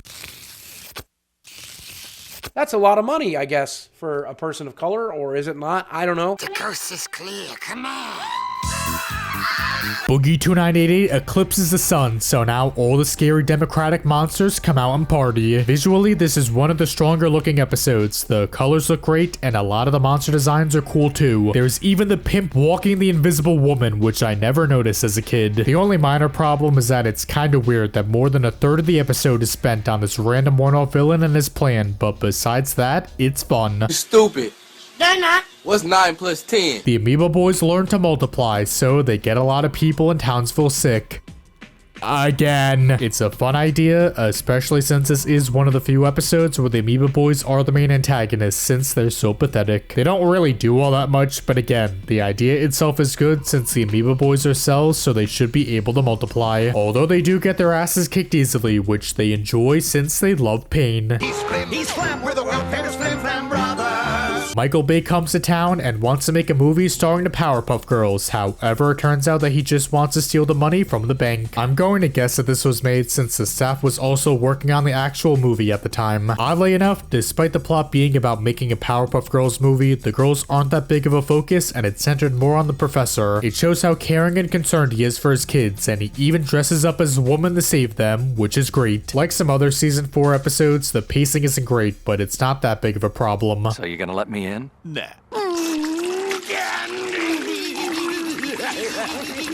You're a bad monkey, Mojo.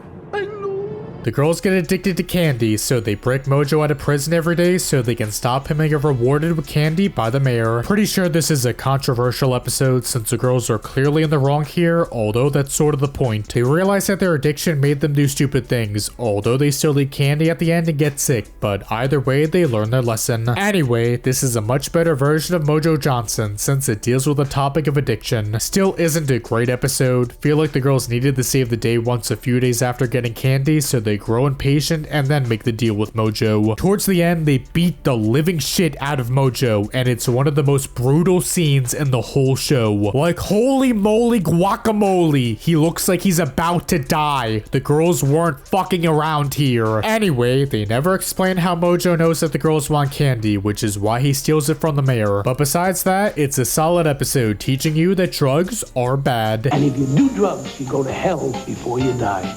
It's hot in Topeka. Force equals the cosine of the direct... No, that's not it. Darn fucking dick! Blossom discovers her special power, which is Ice Breath, and is told that she shouldn't abuse it. She eventually does, but then has to use it since a giant meteor is coming, and if she doesn't use it, then Townsville will... At the end, Blossom says that she lost her ability, even though she still has it in other episodes after this. Maybe Craig wanted this to be a one-episode thing, but decided to bring it back since it's cool, useful, and is also another thing that makes Blossom distinct. Anyway, this episode is cool. No pun intended. Bitch. I don't feel so good. The first Amoeba Boys episode where they get everyone in Townsville sick. Like a lot of villain introductory episodes, it's pretty basic, but again, that's not a bad thing. The only minor nitpick is that the girls get sneezed on early in the episode, but then don't get sick until after the Amoeba Boys leave, which is dumb. I'm gay. I'm a lesbian. I am actually pansexual. I am transgender. The girls have a slumber party, but Mojo shows up because he's a...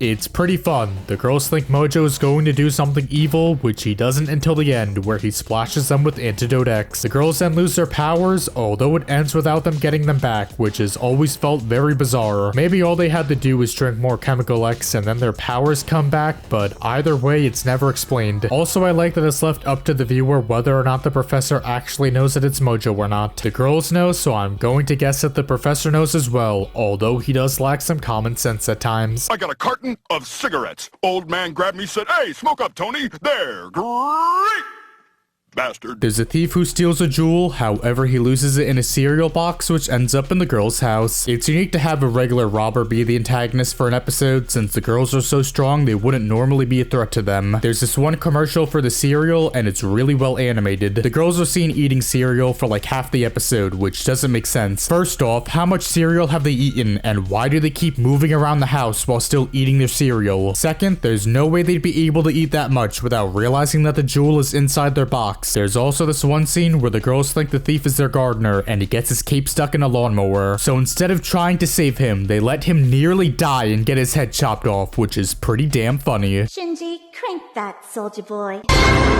This is probably a hot take, but I actually like the second Dynamo episode more than the first. The girls fight Dynamo for the whole episode and try to figure out who's inside it. It's a good premise that works pretty well, especially since it's a later season episode that has a bunch of action in it, which is rare. Speaking of action, it's great here. There's a lot of CG, a bunch of shots look awesome. It's easily one of the best looking episodes. Throughout it, you're left wondering who's in the Dynamo, and it turns out it's the mayor, which is underwhelming, but I don't mind it. The later seasons dumbed him down, but using him as a quick joke and as a way to end the episode sort of works. Still think it would have been more interesting to see Princess steal it, especially since the girls don't imagine her stealing it.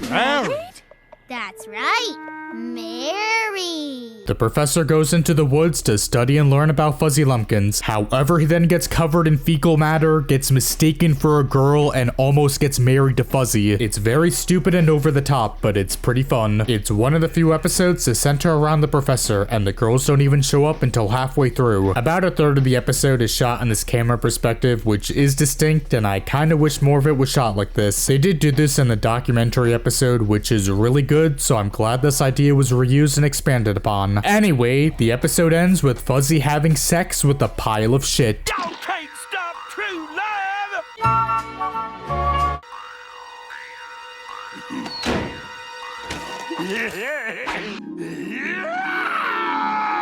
Where is my super suit? The professor gets tired of not being able to hang out with the girls, so he makes a super suit and fights crime with them. It's a great idea, but unfortunately it's sort of held back due to its pacing. The first third of the episode has no dialogue and shows how both the girls and the professor are sad that they aren't able to spend much time together. It's not a bad montage, but it also didn't need to be almost 7 minutes. 7 minutes? 7 minutes. This didn't need to be 22 minutes. They could have trimmed it down to 11 minutes with some minor tweaking. It sort of feels like a better version of Dynamo, where the professor wants to help the girls in some way, but it ends up not working out. Also, we see him beat the crap out of Mojo, so that's cool.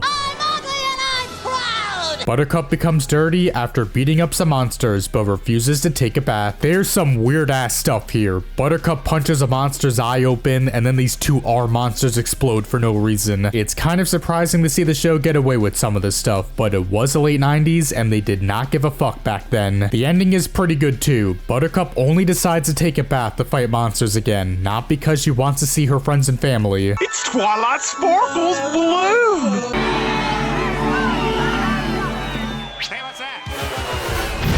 The mayor gets tired of sitting in his office all day doing nothing, so he goes into Twilight Sparkle's balloon and tries saving the day. He manages to stop 2 criminals, but then goes super insane and beats the poop out of everyone. This is one of the mayor's best episodes. He's both stupid, but also caring and likable, and doesn't act like a child like in some other episodes.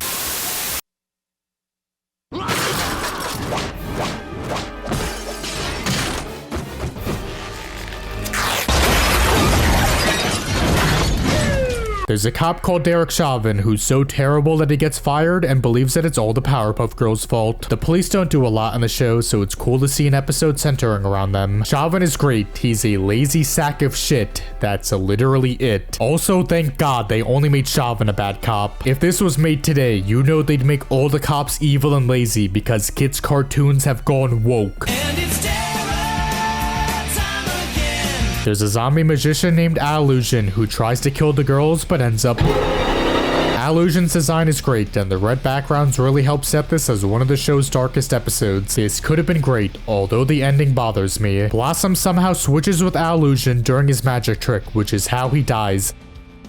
again. Unlike the previous episode, Boogie 2988 writes, the ending doesn't feel earned. The girls, especially Blossom, were scared of Illusion, but instead of overcoming their fears, they stop him with magic, which doesn't make sense and feels more like an asshole.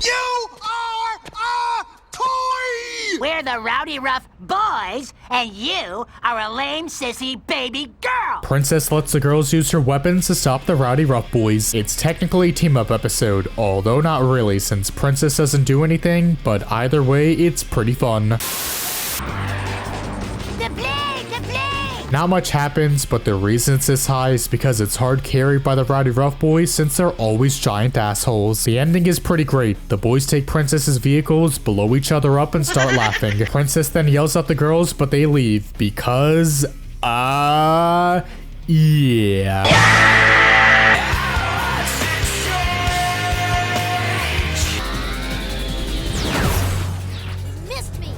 The Green Gang gets superpowers, although the way they get them is kind of dumb and doesn't make much sense. Either way, they fight the girls with their new powers, which is really cool since the gang has never been able to compete against the girls in a physical fight. It's kind of weird that the gang digests their food within what, like 10 minutes? And yeah, I said they digest their food, meaning they get rid of their powers by taking a shit. It's also a bit dumb that they're able to do so well against the girls after just getting their powers. And again, every other time someone had gotten powers, the same thing happened, so it's not just a problem here. What is going on? Breakfast! What is love? Him takes all the love from the citizens of Townsville for the girls and turns it into hate. I told you girls not to come barging in like that. It's not nice! I did not need to see him naked in a bathtub, and I did not need to see this either. The ending is pretty funny. The girls beat the shit out of everyone since apparently that's the only way to turn them back to normal. Don't you think it'd make more sense to defeat him? That way his magic disappears, which would revert everyone back? Or maybe the girls wanted a reason to beat everyone up. Who knows? What is going full force? Yeah, I worked with them. They're about this big. There's a guy going around Townsville making a documentary about the girls. Shotgun Wedding has a few minutes that was shot through this camera POV, and I wanted a full episode that was shot like that. Thankfully, this episode exists and did exactly what I wanted. It's one of the most distinct episodes. The girls are barely in it, and it's more centered around the idea of them and how they impact Townsville. This episode is what a lot of the later season episodes could have been like. It's interesting, decently funny, not as action-packed, but still includes an alright fight scene. It clearly doesn't have the same vibes as the first 4 seasons, but it's still solid and feels like a Powerpuff Girls episode. That is it, Brian. I am through with you and your obsession with the Powerpuff Girls. I am leaving. Mojo comes up with his best plan to destroy the Powerpuff Girls ever. However, it flies out the window and the Amoeba Boys get it. The girls then see the blueprint and gather all the parts, thinking it's a scavenger hunt. It's great to see the Amoeba Boys be able to do something in an episode, even if they really don't do anything and have the girls do all the work for them. But yeah, not much to say. Great idea, and it's really funny too. I know who took my plans. It was you. Well then, it was you. The Green Gang steals artifacts so they can give them to Sedusa and have her satisfy everyone's giantess fetishes. This is widely regarded as one of the best episodes to come from the later seasons, and yeah, it definitely is. The Green Gang have been trained by Sedusa, so they're now able to rob places without ever getting caught. Meanwhile, Sedusa does what she does best by seducing them in order to get the artifacts from them and become big and sexy. It's always bothered me that Sedusa only had 2 episodes before this, so I'm glad they brought her back here. We also find out that Buttercup might still have a crush on Ace, so that's pretty gross. Anyway, it ends with the Green Gang actually helping the girls and telling them how to stop Sedusa, which is very surprising. This episode shows that the writers were still able to make pretty solid episodes if they put their minds to it. The premise is great, it's a 22-minute episode that's well paced, and it even has some good action too. I am officially running for President of the United States. Shut up? Shut up? Yeah, I like it. Shut up. I like it a lot. The mayor runs for re-election, but somehow Fuzzy wins and becomes the mayor, and as mayor, he does things like this. Who doggy I likes that. Yeah, it's still surprising seeing what they were able to get away with back in the 90s. Anyway, the mayor fights Fuzzy in a boxing ring and actually ends up winning. Just like Hot Air Buffoon, this is one of the mayor's best episodes. He's caring, he takes his job seriously, but he's also stupid at times since he picks a professor to help him fight Fuzzy's cousins. Get up here, Professor, and show Fuzzy what for. Happy birthday! You really think our plan is gonna work? It's not only gonna work, but it's gonna work. Right. It's the girl's birthday, and some of the villains give them presents that will kill them. It's always fun seeing multiple villains in one episode, and it's cool seeing all the different ways they each try to kill the girls. The Amoeba Boys give them voodoo dolls, although they don't know how they work, so they give the girls the dolls but keep the pins, so that's pretty funny. Maybe it's the way you're dressed. The Powerpuff Girls aren't here. What do you mean, not here? Who am I speaking to? John C. The girls read some comic books and realize that they don't have any cool costumes, so they think that they'll become better heroes if they get some. The pacing is sort of slow, although that's kind of the point since the whole episode is about them being too slow to get to Townsville and not saving the day. But the premise is so stupid and a lot of jokes land that I don't mind if it's slower paced than usual. Blossom gets stuck in traffic, Bubbles rides a pogo stick, and Buttercup doesn't want to go out because it's too bright out. The girls also learn their lesson not from the professor who told them earlier in the episode, but from the monster that was destroying the city. Speaking of the monster, he tells the girls that all the monsters that attack Townsville come from Monster Island, aka Epstein's Island. If the monster gets beaten by the girls but comes back alive, then he's treated as a hero, so that's some cool world building. English, motherfucker! Do you speak it? Mojo teaches an English class and makes everyone talk and speak like him. If you don't find the way Mojo talks funny, then you're probably not going to like this one. However, if you're like me and find it funny, then this is going to be one of your favorites from the later seasons. The premise is insanely stupid and over the top. Once everyone talks like Mojo, Townsville stops functioning. No one can do anything since everyone takes forever to talk and they keep repeating and reinstating the same things over and over again. Also, the way everyone reverts back to normal is by taking a class that is taught by the talking dog, which is amazing. The color of the grass is green. The stop sign on the street is red. The only problem is that they already had an episode making fun of the way Mojo talks, which was Los Dos Mojos, but this is way different since it affects everyone in Townsville. Meanwhile, that episode only centered on Bubbles. But yeah, this is one of the funniest and best episodes of the later seasons. An evil mime goes around Townsville taking away its color and turning everything black and white. Despite being a villain in just this one episode, he manages to be one of the most memorable one-off villains. Then again, that's probably because this episode has the song Love Makes the World Go Round, which hard carries it. If this episode didn't have the song, this would be a lot lower on the list. It would still be at the very least decent, but it's made leagues better because the song is so catchy. They also never explain if the mime is evil, or if he's just bipolar or what. He's good when he's a clown, but he turns evil when he's a mime, so I guess we'll never find out. Nice! Nice! Naughty!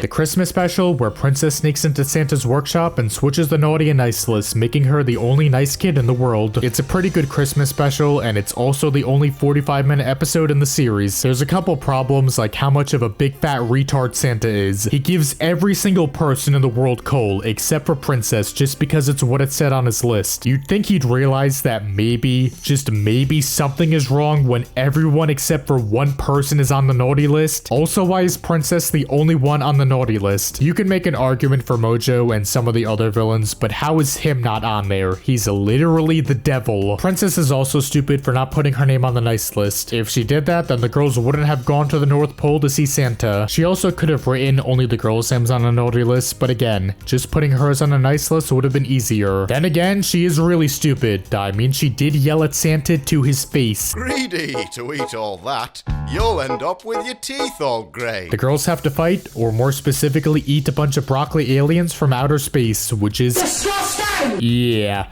Broccoli is fucking awful. I vomit whenever I see it in person. The same goes for any other fruit and vegetable. They're all yucky. I only eat real food like pork chops, chicken, steak, hamburgers, hot dogs, fish sticks, all that good meat food. Hell yeah, baby. Well, I was actually coming out here to pick up a cupcake. Oh, hello! I'm Buttercup and my foot got caught in a conveyor belt. Buttercup has a crush on Ace, which is not only is Ace an asshole, but also a for hitting on her. Anyway, even though this is a Buttercup episode, she doesn't talk at all until the very end, where she says, "I'm sorry." It's a great way of showing how despite Buttercup not talking at all, you still always understand and know exactly what she's thinking and feeling. Anyway, Buttercup learns a very valuable lesson: never eat a cupcake. Oh, I was actually coming out here to pick up a cupcake.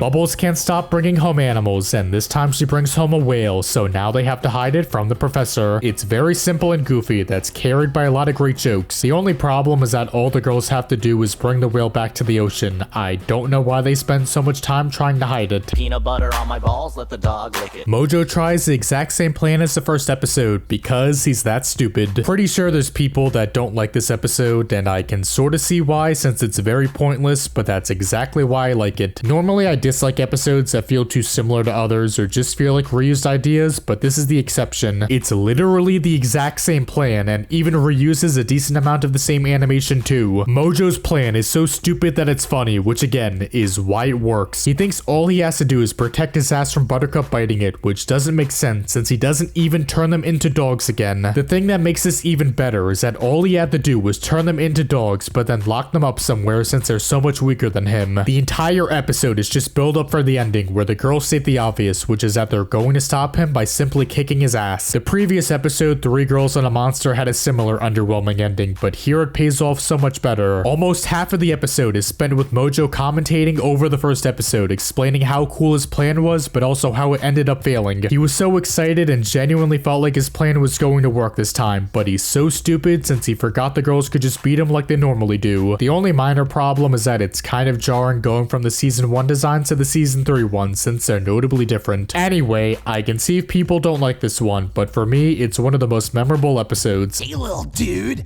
wanna make a prank phone call? I'm over here stroking my dick. I got lotion on my dick right now. I'm just stroking my shit. The Gang Gring Gang makes prank calls and bothers the girls as well as Fuzzy, Mojo, and him. This is a great way to utilize the Gang Gring Gang since normally they aren't that big of a threat. Also, this is the first episode where the day isn't saved by the girls, but instead it's saved by Fuzzy, Mojo, and him. Also, when the mayor calls the girls, it's daytime outside his window, even though it's supposed to be nighttime, so someone made a big oopsie-daisy. What the hell is wrong with you? We're a family! We haven't kissed like that since 1980. The sequel episode to Supper Villain, where Harold is released from prison and now his whole family wants revenge on the girls because, yeah. It's pretty damn good, although it's clearly not as amazing as the last one. There didn't need to be another Smiths episode, but I'm glad we got this since it's still really solid. The Smiths wreck the girls' house and then drive inside it, trying to run them over, which is stupid, funny, and also spicy goodness, like a bouse. You are me! And I am you! What are you doing over at our house? Oh, I'm not in your house. You're in my body.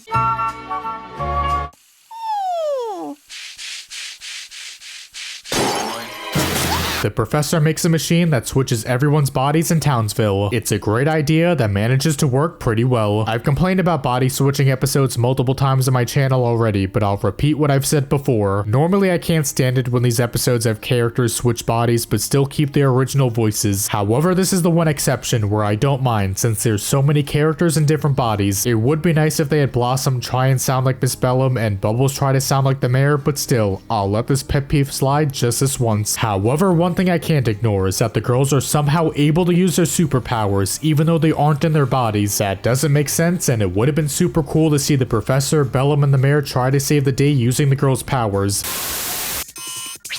Hello? What is it, Mayor?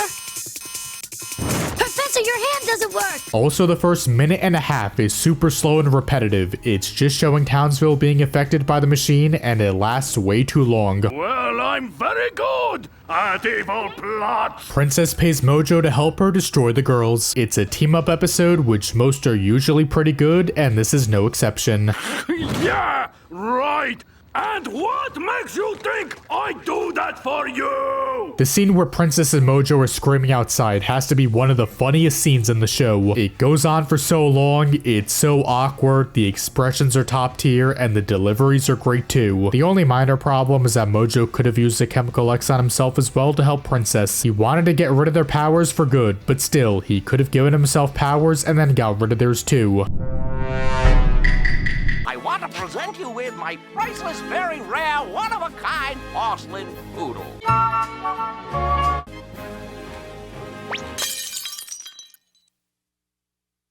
A group of criminals dress up as the girls and steal everything in Townsville. It's just as fun and stupid as it sounds, which is why it's ranked so high. Oh no! Imposter! The suits they use are just inside their prison cell for no reason, and everyone believes that they're the actual Powerpuff Girls. Even the girls mistake them for themselves later on, which is so stupid, but again, it's so funny that I don't care if it doesn't make sense. Look at his face. I think it's pronounced fuzz. Oh, yeah? I think it's pronounced broken. We've got to have money. We were born with superpowers. You can't just buy superpowers. Oh, yeah? Tell that to Batman. The first Princess episode where she tries to become a Powerpuff Girl but fails and then beats up the girls at school. Princess is great. She's just a small asshole spoiled brat that has a shit ton of money. It's really weird why she never rebuilt her suit that she used to fight the girls, since it is stronger than the other one she always wears. Then again, I'm sure she wears her regular one since the design is better and looks more similar to the girls. You should be at home with your mommy, learning how to cook and clean and blah blah blah blah blah, whatever women stuff. The girls want to join the Association World Supermen. However, despite passing the entrance test, they aren't allowed in because they're little girls. This is basically a much better version of Equal Fights, although it still has its problems. All the heroes are assholes just because why not, although it is fun seeing them lose and get shit on. That being said, it's kind of unrealistic for the girls to outperform everyone despite the heroes being the best in the world. Like, how is Bubbles able to outrun the fastest person alive by multiple seconds? It would have made more sense if Major Glory said there was an age requirement or something, since they're kids and they aren't mature enough to save the world. However, they already saved the world multiple times already, so that wouldn't even work either. Also, yes, Major Glory from Dexter's Lab is in here because why not? Kennedy and Craig both worked on Dexter, so they're able to do this just because they can. Anyway, it's got some problems, but overall it's still a lot of fun. Ooh, that's kind of small. This is my favorite show ever. Me too.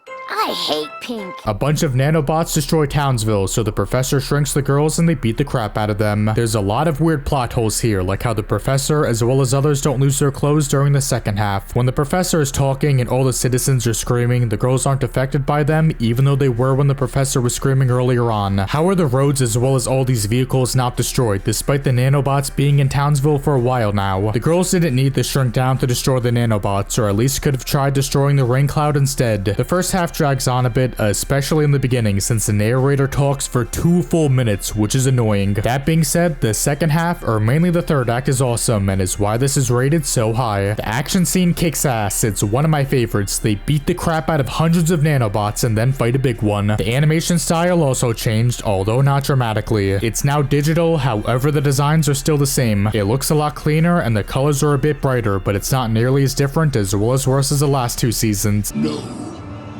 I am your father. I was once a vengeful mad genius bent on destroying mankind. Well, now I'm a vengeful mad genius bent on destroying mankind with superpowers. Mojo kidnaps the professor, and we learn that he used to be the professor's lab assistant and also helped create the Powerpuff Girls. What? I created the Powerpuff Girls? This episode completely changes how you view Mojo as a character. Before this, he was just another villain that wants to rule the world, but now we find out that he has a connection to both the professor and the girls, which is super cool. The thing that's so great about this episode is that it's sort of hard to tell whose story is entirely true. Yes, Mojo did break a lot of things while working for the professor, but at the same time, the professor might not have given him the attention he needed. That resulted in Mojo breaking everything, which also led to him helping create the girls. It was me. It was me. It was me. It was me. Maybe I'm thinking way too much into this, but the professor is far from perfect and Mojo isn't entirely evil, although again, I could be wrong. If you are you, then who am I? Oh, you're so stupid. stupid. Sedusa cosplays as Miss Bellum and seduces the mayor.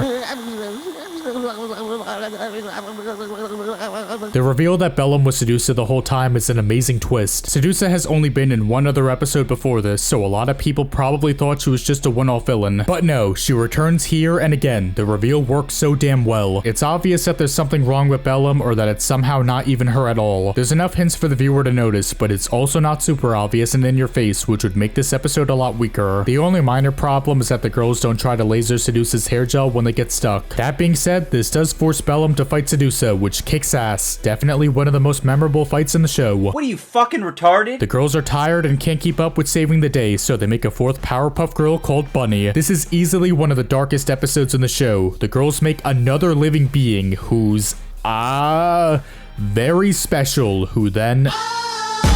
What a sad way to end the episode. Their new sister fucking died. Like, holy shit, man. I'm sure this made a bunch of people cry themselves asleep. Why? My favorite part has to be when the girls are making Bunny. They all put in everything that they think is nice, which is just one of the many times the show does a great job at showing off what each of them enjoys. The only minor nitpick is that the professor wants the girls to do a bunch of chores for no reason, which is a bit annoying, but besides that, it's great. Can't you see your constant fighting is tearing us all apart? So after saving the day, the girls return home for some peace and quiet. Blossom and Buttercup argue while Him pretends to be Octi and talks to Bubbles. This is Him's first appearance and it's still one of his best. He's able to trick Bubbles into making Buttercup argue with Blossom, which is just evil.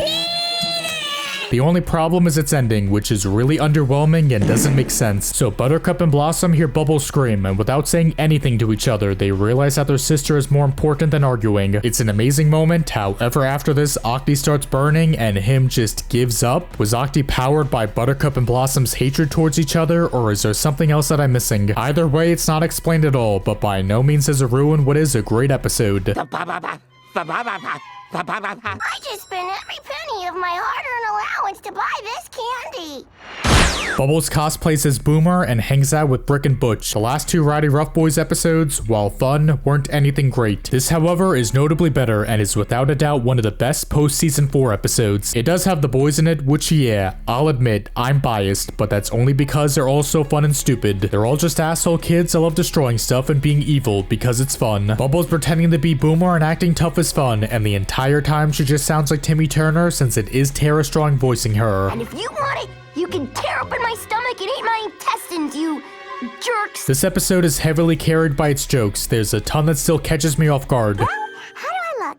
Buddy, you look dumb. Anyway, despite me loving this episode, there's some clear problems with it. When Bubbles leaves to meet the boys, she goes to Fuzzy's house, which is where they're at. However, she had no idea where the boys would be, unless Boomer told her, which wasn't shown. There's this one scene where Blossom and Buttercup think Boomer escaped and is outside their house, even though he's literally right next to them in the lab. How did anyone not realize how stupid of a mistake this is? Finally, Brick and Butch should probably know that Bubbles is Boomer, since her voice is different and her eye color is lighter too. Although the boys are pretty stupid, so I don't really have a problem with this. You are a child's plaything! And he who among us? Among us! Lenny the Collector finally completes his Powerpuff Girls collection. However, he still wants to collect more, so he kidnaps the girls. It's so over the top and stupid, especially the ending where Lenny gives up since all the kids rip open all his stuff, ruining the value of them. Lenny is easily one of the best one-off villains. Again, he's just an obese loser that collects Powerpuff Girls merchandise. The only problem is that even though Lenny did finish collecting every Powerpuff Girls item, that doesn't mean he's done collecting forever. Wouldn't they keep releasing and making new merchandise for him to collect eventually?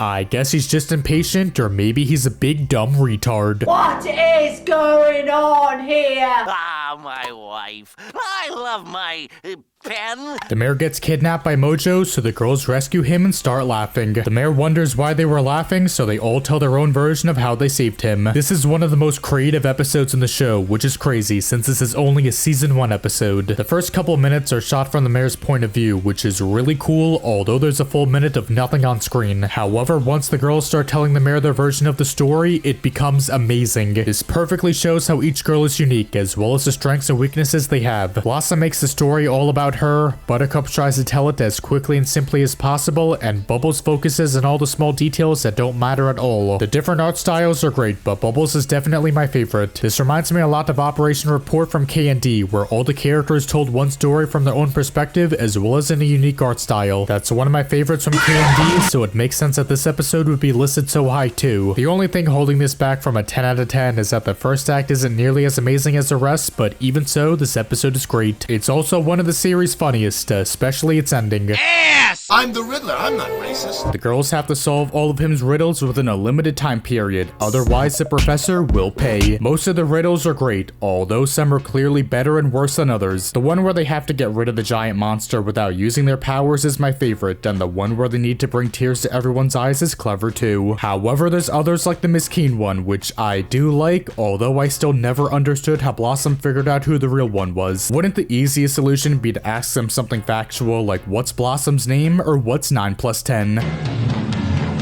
There's one where they need to get to a phone without flying, which is a fun idea, however it's also really frustrating too. Why the hell don't they use their super speed? They've used it before, so why don't they use it here? This riddle is also the longest and kind of drags on too. So yeah, not every riddle is great, but they're all very unique and usually force the girls to solve them in an interesting way. The ending is pretty great too. The professor literally pays at Him's diner for his pancakes and the girls just stand there confused. This sort of undermines him since he's supposed to be the literal devil and most evil character in the series, but I don't know, it's pretty funny and shocking, so I don't really care. And so, yeah. Mojo lives another one of his average everyday lives. He wakes up, goes to the store, eats breakfast, and then tries to destroy the girls. It's a very slice of life episode where Mojo doesn't really do anything, although that's completely fine. It shows off that despite being a villain, Mojo still lives like many other people. He deals with everyday problems, whether they're big or small. He realizes that he doesn't have enough eggs for breakfast, so he goes to the store and buys them, even though he's a villain and could steal them instead. Then again, if he did, then he'd go to jail, and I don't think he wants to, especially so early in the morning. But yeah, it's a lot of fun seeing just a regular day in Mojo's life. Wait a minute! Who are you? I do not talk like that. The way I communicate is much different. I do not reiterate. Repeat, reinstate the same thing over and over again. I am clear, concise, to the point. Bubbles gets hit on the head and now believes that she's Mojo Jojo. It's just as stupid, over the top, and funny as it sounds. Tara Strong does her Mojo impression and it's hilarious. I am bad. I am evil. I am Mojo. If you don't find the way Mojo talks funny, or Bubbles pretending to be Mojo funny, then I guess you'll like this one a lot less. At the very least, we get to see Bubbles fight, as well as win against Buttercup and Blossom, which is really cool. 'Cause now I'm mad. I'm really, really mad. Oh, hi, Bubbles. How are you? Bubbles is tired of being called weak and a crybaby, so she decides to go hardcore while listening to Nightcore. This is basically putting her hoof down from Pony, except not god-awful and actually amazing. Bubbles is the weakest of the three girls, but she's still super strong, so repeatedly hearing that she's below them would anger her a lot. She goes way overboard, which leads to her getting caught by Mojo, however she still ends up kicking his ass. Blossom and Buttercup tell her that she's hardcore, however she still does the right thing and apologizes, which is great. She had a believable reason for acting the way she did. She made a mistake but apologized and got acknowledged by her sisters. It's my favorite Bubbles episode and a lot of people love it as well. Also, that scene where she's beating up all the monsters is incredible. It's so violent, it's so cool, it's fucking hardcore. Stereo, stereo, I'm scared but not stereo. Him makes the girls have nightmares about their biggest fears. Blossom is afraid of getting bad grades, Buttercup is afraid of spiders, and Bubbles is afraid of the dark. It's cool seeing what each of the girls is afraid of, even if we already knew that Bubbles was afraid of the dark. Blossom being afraid of getting bad grades makes sense, but Buttercup being scared of spiders is sort of random. I guess spiders are things that a lot of kids are afraid of, so it shows that even though Buttercup is very tough, she's also scared of things that everyone else is too. Besides the Christmas special, this was the last episode Craig worked on, or more specifically wrote. The series could have ended here, and I don't think many people would complain. It's not the absolute best episode, but having the girls conquer their fears is not a bad way to end the show. too. Also, the way this episode looks is awesome. It's digital and looks more like the movie, but it doesn't look bland like the later seasons do. It's this nice in-between that modernizes the designs and makes the show look cleaner, but still has its own unique appeal and charm. Really wish the rest of the show kept the style, but unfortunately it didn't, which sucks. I wonder what's for dinner. Harold Smith is tired of living his boring life, so he becomes a supervillain, and his plan is to take this ray gun and melt the professor's head clear off his shoulders. I don't know if the hairdryer is actually modified to do that, but either way, it's insane that he basically said he was going to JFK the professor. This is one of the series' most unique episodes. The first half is a montage that shows the average life of Harold Smith. It then plays out like a regular episode, but it's still so bizarre seeing a regular lame person somehow be this threatening to the girls. This is also the episode that has one of the most iconic scenes in the show. He's gonna take you back to the past. Oh, girls, I love... Okay, that's very nice. Thank you, Professor. Next up is Mr. Kevin, who works in the fast-paced and often dangerous world of professional cartooning. Mojo and the girls go back to the past and see the professor when he was a kid. We find out that the professor wasn't always a smart and respectable guy, but surprisingly he was a jackass kid that did not give a single shit. Teacher! Yes? Mr. Utonium! Fool, doesn't he know that mixture will kill? We also see Miss Keenan Bellum too, so that's pretty cool, even if they don't do or say that much. The second half is fantastic, although the first half is much slower and not as interesting. The biggest problem is that Mojo's plan doesn't make sense, since if he kills the professor in the past, then he would never have turned into a supervillain. Then again, Mojo does lack common sense, so he probably didn't think of this. Just like every other time travel story, the logic doesn't make any sense. The professor was inspired to make the girls since they saved him back in the past, but how were they able to save him if they weren't created yet? It doesn't make sense, but I don't want to get a brain tumor thinking about it. I'm a tumor, I'm a tumor.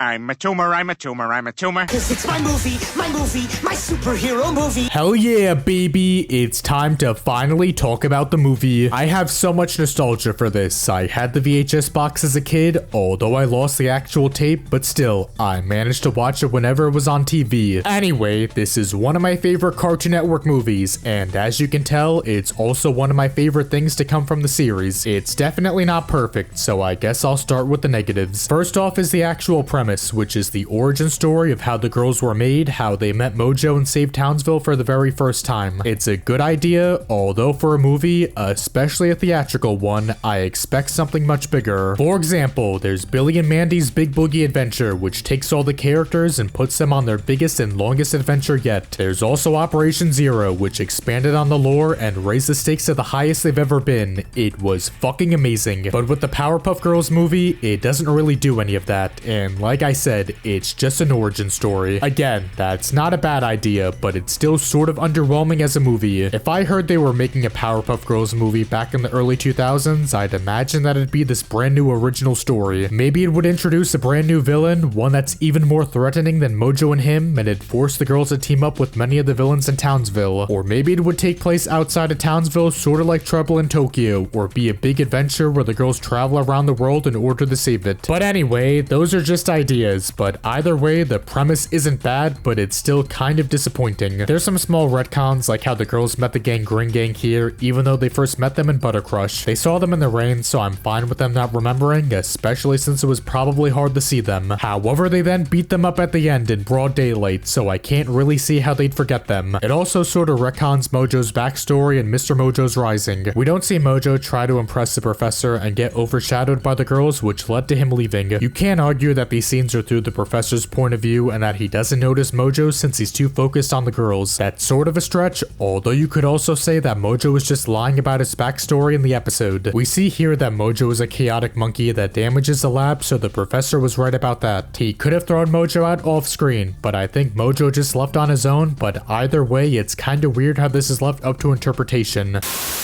You know, I've got a nice car.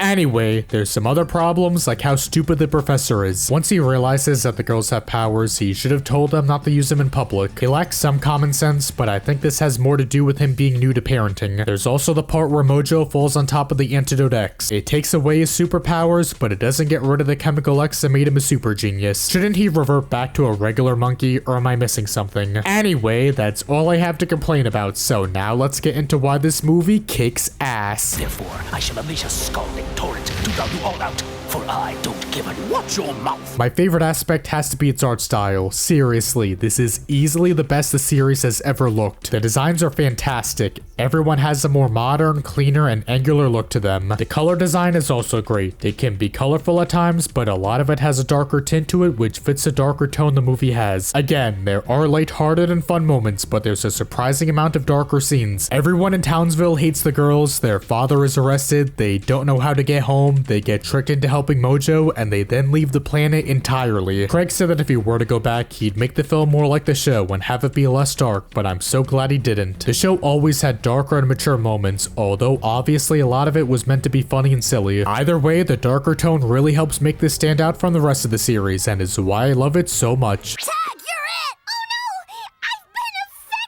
Another thing that's awesome is its soundtrack. Seriously, all the tracks are great and have no right to slap as hard as they do. The show has a great soundtrack, and thankfully so does the movie too.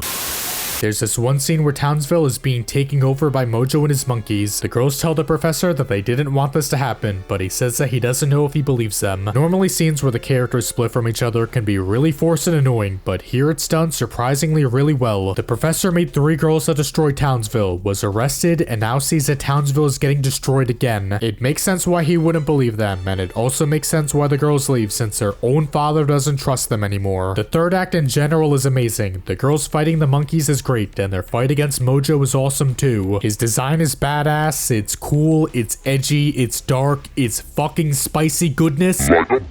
There's also Mojo's speech that he gives to his army, which is probably his best speech in the series. Roger L. Jackson is an incredible actor. He always does an amazing job as Mojo, but this speech is his best performance. He did the entire speech in one breath and looked like he fainted after finishing. Anyway, like I said, this was released in theaters and it was expected to be a success like the first Rugrats movie. However, it didn't and bombed super hard since it was released while other popular movies were in theaters. Since the movie bombed, Cartoon Network canceled the Samurai Jack movie, which also would have been in theaters. That sucks major donkey semen, but for some reason, Cartoon Network released the Teen Titans Go movie in theaters over a decade and a half later. Don't know why they tried doing this again, especially with a series that is disliked by many, but somehow they ended up making money. Also, the footage you're seeing is a theatrical widescreen version, however the film was only released on VHS and DVD, so that means there's no official way to physically own a widescreen and HD version of it, which sucks since, like I've said, this movie looks amazing. Hopefully Cartoon Network will release a Blu-ray, but it's been over 2 decades since it came out, so I highly doubt it. Anyway, if you plan on rewatching the series after this video, then I recommend saving this for last. It did come out right before season 4 ended, but besides that one season 6 episode that referenced this, there's no reason not to save this for last. It's one of the best things to come from the series, it's one of the very last things Craig worked on before he left, and it's still one of the best Cartoon Network movies. The girls run so fast that they travel 50 years into the future and find out that him turned Townsville into California. Yeah, this pretty much goes without saying, but this is the show's darkest episode. Everyone is either dead or a demented zombie. There's some things in the series that surprise me as to how they were able to air on TV, but this whole episode still shocks me to this day. Again, there are darker scenes and episodes in the show, but nearly the entire episode centers around the girls finding out that everyone they love is gone. Their father went insane, their city is destroyed, all the people are zombies, the mayor is dead, him rules the world. Your friends are dead. Your family's dead, your fucking pets are being skinned alive, your mom's a fucking whore. I could definitely see kids under 7 or 8 being terrified of this. It's brutal to watch. Visually, this is easily one of my favorites. Everything is black and red, and again, everything is destroyed and ruined. Not only that, but him has a new form that's incredibly badass, and it sucks that this is the only time it's ever shown. Anyway, the professor says that he never wrote down how he made the girls, even though literally 2 episodes ago we find out that he did. He could have just forgotten since he's insane and all, but still, this is kind of dumb. Also, the ending is extremely bittersweet. The girls return back to their time and say they can never leave Townsville or go on vacation. That sucks, but I guess they have to be responsible and take care of the city, so it sort of makes sense. We shall be known simply as the Beatles! Mojo, Fuzzy, Princess, and him team up and continually defeat the girls. This is considered by many to be one of the series' best, and as you can tell, I agree. This episode is notorious for having an insane amount of Beatles references, which is cool, although I know basically nothing about the Beatles. That being said, it doesn't really matter, since on its own, this episode is already great. Having not 2, not 3, but 4 villains team up is something I've always wanted to see. These villains have failed to defeat the girls by themselves, but as a team, they would be unstoppable, which they are. However, the girls get a monkey called Jojo to date Mojo, which leads to him leaving the team and makes them able to defeat the other 3. Mojo leaving due to falling in love with another monkey who also screams all the time is hilarious. I love you too. However, this is made 10 times better because this whole situation is a reference to the Beatles. One of the band members married Yoko Ono, who also loves screaming and is believed to be the reason why the band broke up. But like I said, the reason this, as well as the entire episode works, is because you don't need to get the reference to enjoy it. On its own, it's already a great episode. However, understanding the references makes it even better. This is sort of why some of the later episodes fail, because although they reference and parody other things, they don't work on their own. But anyway, this is pretty much perfect, although it's kind of weird how this is paired with one of the show's worst episodes. Sure, baby, we can paint it red. It's my town. We can paint it any color you like. The girls can't stop an alien from destroying the Earth, so they team up with Mojo to stop him. This is probably the highest the stakes have ever been in the whole show. Like I said, the planet is at risk of being destroyed, which forces the girls to get help from Mojo. There have been episodes that push the girls to their limits and included pretty high stakes too. However, again, this is on another level. It would have been cool to see other villains team up with the girls and Mojo, but that might have been a lot for only a 22-minute episode. Speaking of the episode's length, it makes great use of being 22 minutes, since unlike some others that feel dragged out, this is paced perfectly. Each scene is important, all of them are great, and none overstay their welcome or feel rushed. Just because you're a super villain, you think you can waltz in here and not pay? Yes. This is also one of the best Mojo has ever been. He literally only helps the girls because he's upset that the alien is more evil than him and keeps stealing all of his plans. This then makes him go sicko mode and defeats the alien, which is both funny but also cool since it shows how powerful Mojo can be. Anyway, this episode reveals that Blossom's bow isn't just for show since it's actually a bomb. Bombs? The only problem is that Buttercup and Bubbles are against getting help for some reason. It makes sense if Blossom said we need help from Mojo, but no, all she says is we need help and they're both against it. But that really goes to show how amazing this episode is, since this is my only minor nitpick. You be Bubbles. You're Bubbles. You're Bubbles. You're Bubbles. You're Bubbles. It's raining, so the girls stay inside and play all day long. It's basically a slice of life episode. There's no villain, no crime fighting, and all the conflicts come from the girls playing with each other. I really wish we got more lighthearted and slice of life ones like this, where there's not much of a plot and the girls just stick around and have fun. Every joke lands. The professor dresses up as Bubbles, the mayor jumps out a window, and by far the best is when Blossom pretends to be Miss Bellum. This shows how amazing these characters are, since they can sit at home doing nothing, and it ends up being one of the best episodes. You create something like inward singing, you fucking shit! Alright, so this is probably going to be the most controversial placement of the list. This episode is either loved or hated by fans, and as you can tell, this is one of my favorites. That being said, despite me loving it, there are problems with it. So this is a rock opera, which is fancy talk for saying it's a musical. The whole episode is made up of many songs, and no one talks normally at all, except for like 10 seconds. Unfortunately, not all the songs are great, although there aren't any that I'd say are bad. There are, however, actors that cannot sing at all, which is a valid criticism. Some aren't that bad, but others, Mom and Dad, take me to a place where I can hide. Mom and Dad, take me to a place where I can my ears.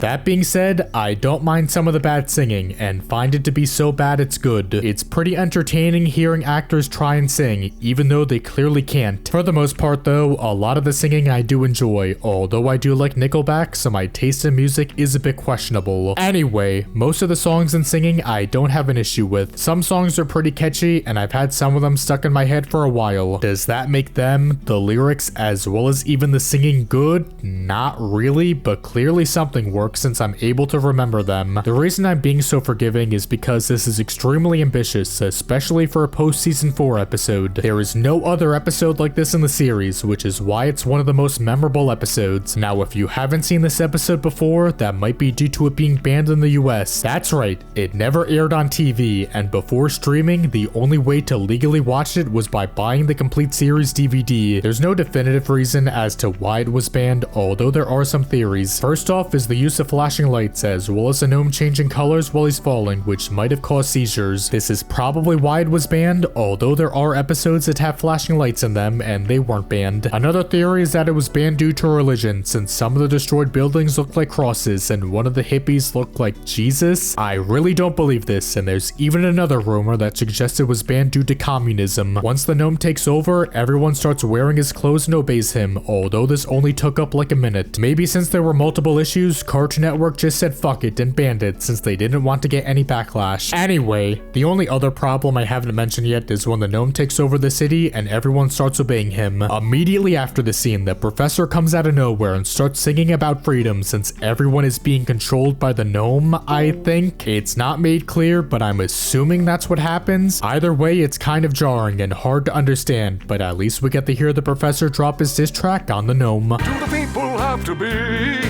freedom beef? Honestly, I wouldn't mind if this was the series finale. It ends with the villains getting along, which is pretty dumb, but this is one of my favorites, so ending the series with this wouldn't be bad. I can definitely understand people not liking this episode, but to hate it and think it's one of the worst is just being way too harsh. There are some horrendous episodes in the series, but this is not one of them. There was a ton of effort and passion that went into it, and even if you don't think it worked out well, you gotta respect the team for doing something so creative and different. Him resurrects the Rowdy Rough Boys and they kick the girls' assholes. The later seasons were a major step down from the first 4 seasons. However, bringing back the Rowdy Rough Boys was by far the best thing they did. The original Rowdy Rough Boys episode was amazing. However, as characters, the boys weren't that interesting, or mainly they all acted the same. This, as well as the other episodes, rewrote and changed them to help make them all distinct. Brick is the leader, Butch is the hyper one that also follows whatever Brick says, and Boomer is the dumb one that also gets shit on. All 3 of them also act more immature and stereotypical, which again, I like a lot since it further emphasizes that they're just a group of stupid boys that like to have fun. Brick peels off and throws his scab at the girls, and Butch spits out his snot into Boomer's mouth and he swallows it, which is gross but funny. I can understand not liking these changes, but again, they all acted the same originally and there wasn't anything that made them unique. Their designs also changed, and I've gotta say, these are much better than the originals. I do enjoy the original designs, they are really good, but you can't go wrong with spiky hair. It makes everything cooler. You girls are gonna eat your words, spit them out, and eat them again. That doesn't even make sense. The only minor problem is that once the girls realize the boys' weakness, all their damage disappears, as well as the slug on Bubble's back. Speaking of the girls being damaged, they get their asses kicked hard. Literally half of it is them losing to the boys, and it's awesome. They never have the advantage and are always on the defensive. There's also a shit ton of action, which is rare since again, this is a post-season 4 episode. Because the boys are back in town! He said it! He said it! Anyway, I'll admit I'm biased here. Most people probably wouldn't rate it this high, but it's my list, so if you disagree, then make your own. Dick! I think they're asking for a hiney whooping. The professor's old college roommate, Dick Hardley, yes, that's his actual name, creates his own Powerpuff Girls and sells them to make money. Having someone try and make their own Powerpuff Girl is such a great and interesting idea, and it's something the show barely went into. However, this is one of the few episodes that does, which is part of the reason why it's rated so high. The best thing to come from it, though, is Dick Hardley. I bet Craig and everyone just wanted to hear all the actors say Dick, which they do a lot. Dick! Dick! Dick! Anyway, Dick is easily the show's best one-off villain and even one of the best in the whole series. He's the most unlikable character ever, and he might even be as evil as him. There is nothing redeeming about Dick. He's greedy, he steals other people's ideas, he lies to and manipulates the girls, and treats everyone around him like shit. He is detestable, but that's exactly why I, as well as many others, love him. He manages to trap the girls, nearly kills them, but then the professor says he'll work for Dick forever as long as he lets them go. Dick then says he's not going to let them go because he wants to keep the girls as well as the professor since he's that much of a fucking asshole. This then leads to all the bootleg Powerpuffs coming together and killing him. We obviously don't see him die, but it's heavily implied that he does since his factory is burning on fire. That's a perfect ending for him. He outright dies for being the worst human being on the planet. The crime rate has jumped, Mr. Mayor, a whopping 86%. 87. Come on, Spiky. I thought we was friends. Well, no offense, friend, but I hope you're buried alive. Don't worry, Professor. I was an accident, too.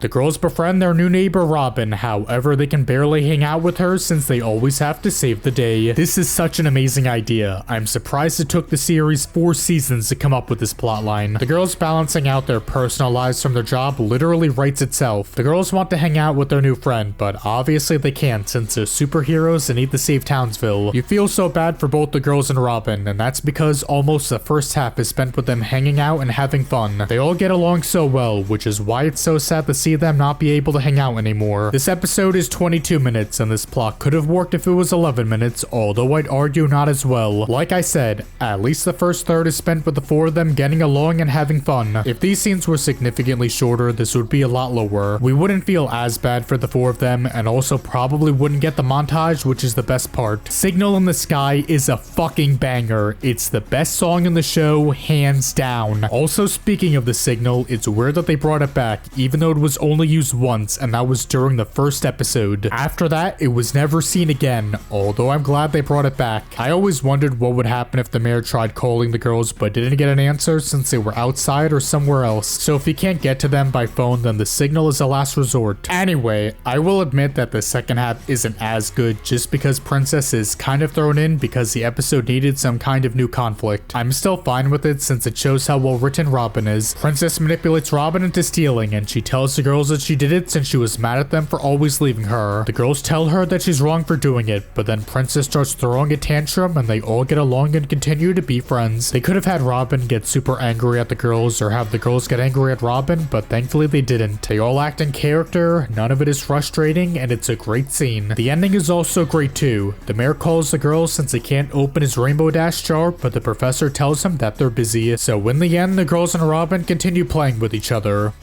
Except not really, because she's never seen in the show again, because...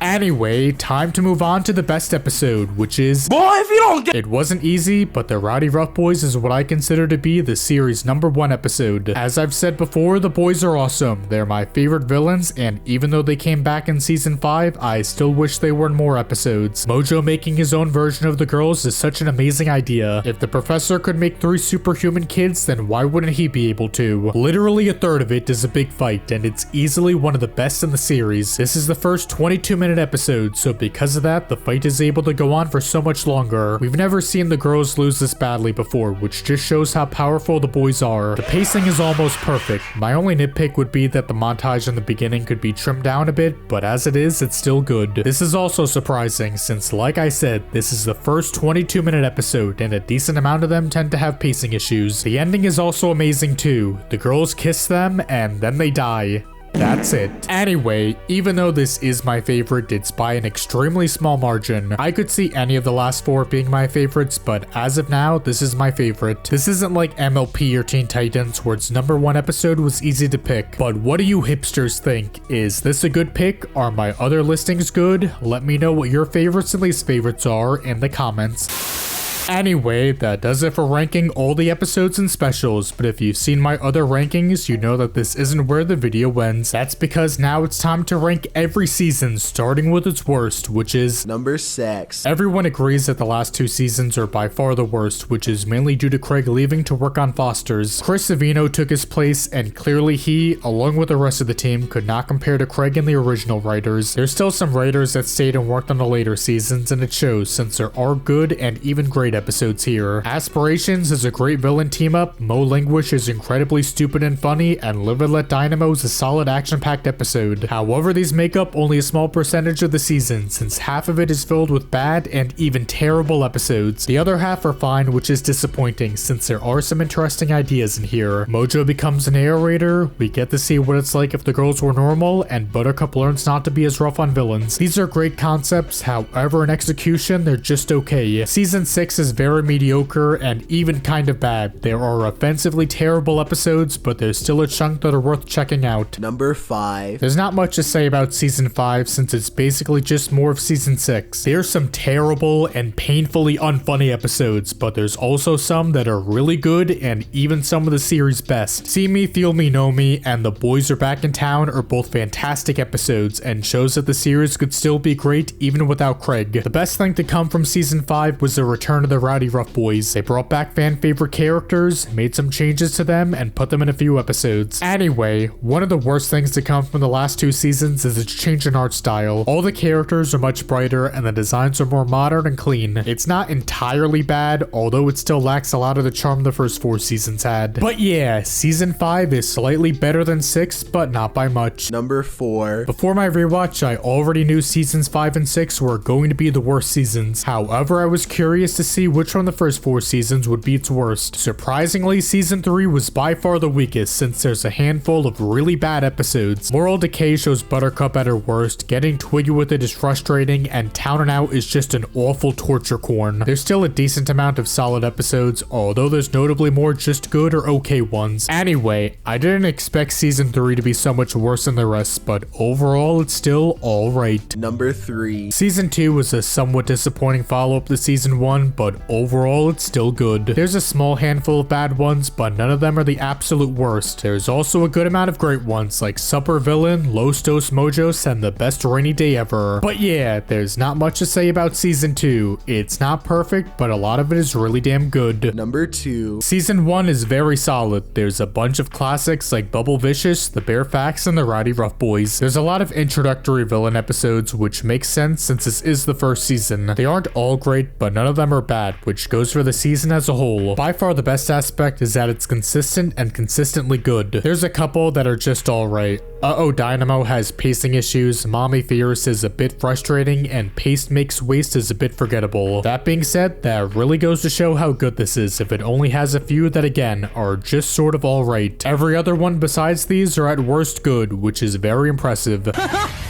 One! Before my rewatch, I had a feeling season 4 was going to be the best, but I didn't expect it to easily be the best. This whole season ranking actually ended up surprising me a lot. There's a decent score gap between seasons, and that's ignoring the final 2. Season 3 is just okay, 2 is good, 1 is solid, and then there's season 4, which is great. Nearly every episode is 22 minutes long, and most of them are great, and even some of the series' best. Forstkin has the girls team up with Mojo, Get Back Jojo has them travel back to the past, and Knock It Off has the best one-off villain. The only minor issue is that some of these episodes are dragged out, but for the most part, I don't mind the slower pacing. There's one bad episode, which is Not So Awesome Blossom, but it's not offensive or anything. Also, the last 2 episodes might not actually be part of season 4, since they have the same art style as the later seasons. Like I said before, some of the episode listings are confusing, and this might be the most confusing out of all of them. It's listed as a season 5 episode, but it, along with the Christmas special, are on the season 4 disc. So because of that, I'm counting it as a season 4 episode. Plus, by doing this, it makes every season have exactly 13 episodes. The only exception would be the Christmas special, but that's more of a bonus episode. Anyway, the season changed art styles multiple times, which is really jarring. Like I said before, I wish they kept the art style used in episodes like Keen on Keen or even Powernoia, since excluding the movie, this was the best the show ever looked. But unfortunately, they didn't, and the show ended up looking very generic and basic. Anyway, season 4 is great. It's got some of the best episodes, it's consistent, and well deserves the title of being the best Powerpuff Girls season.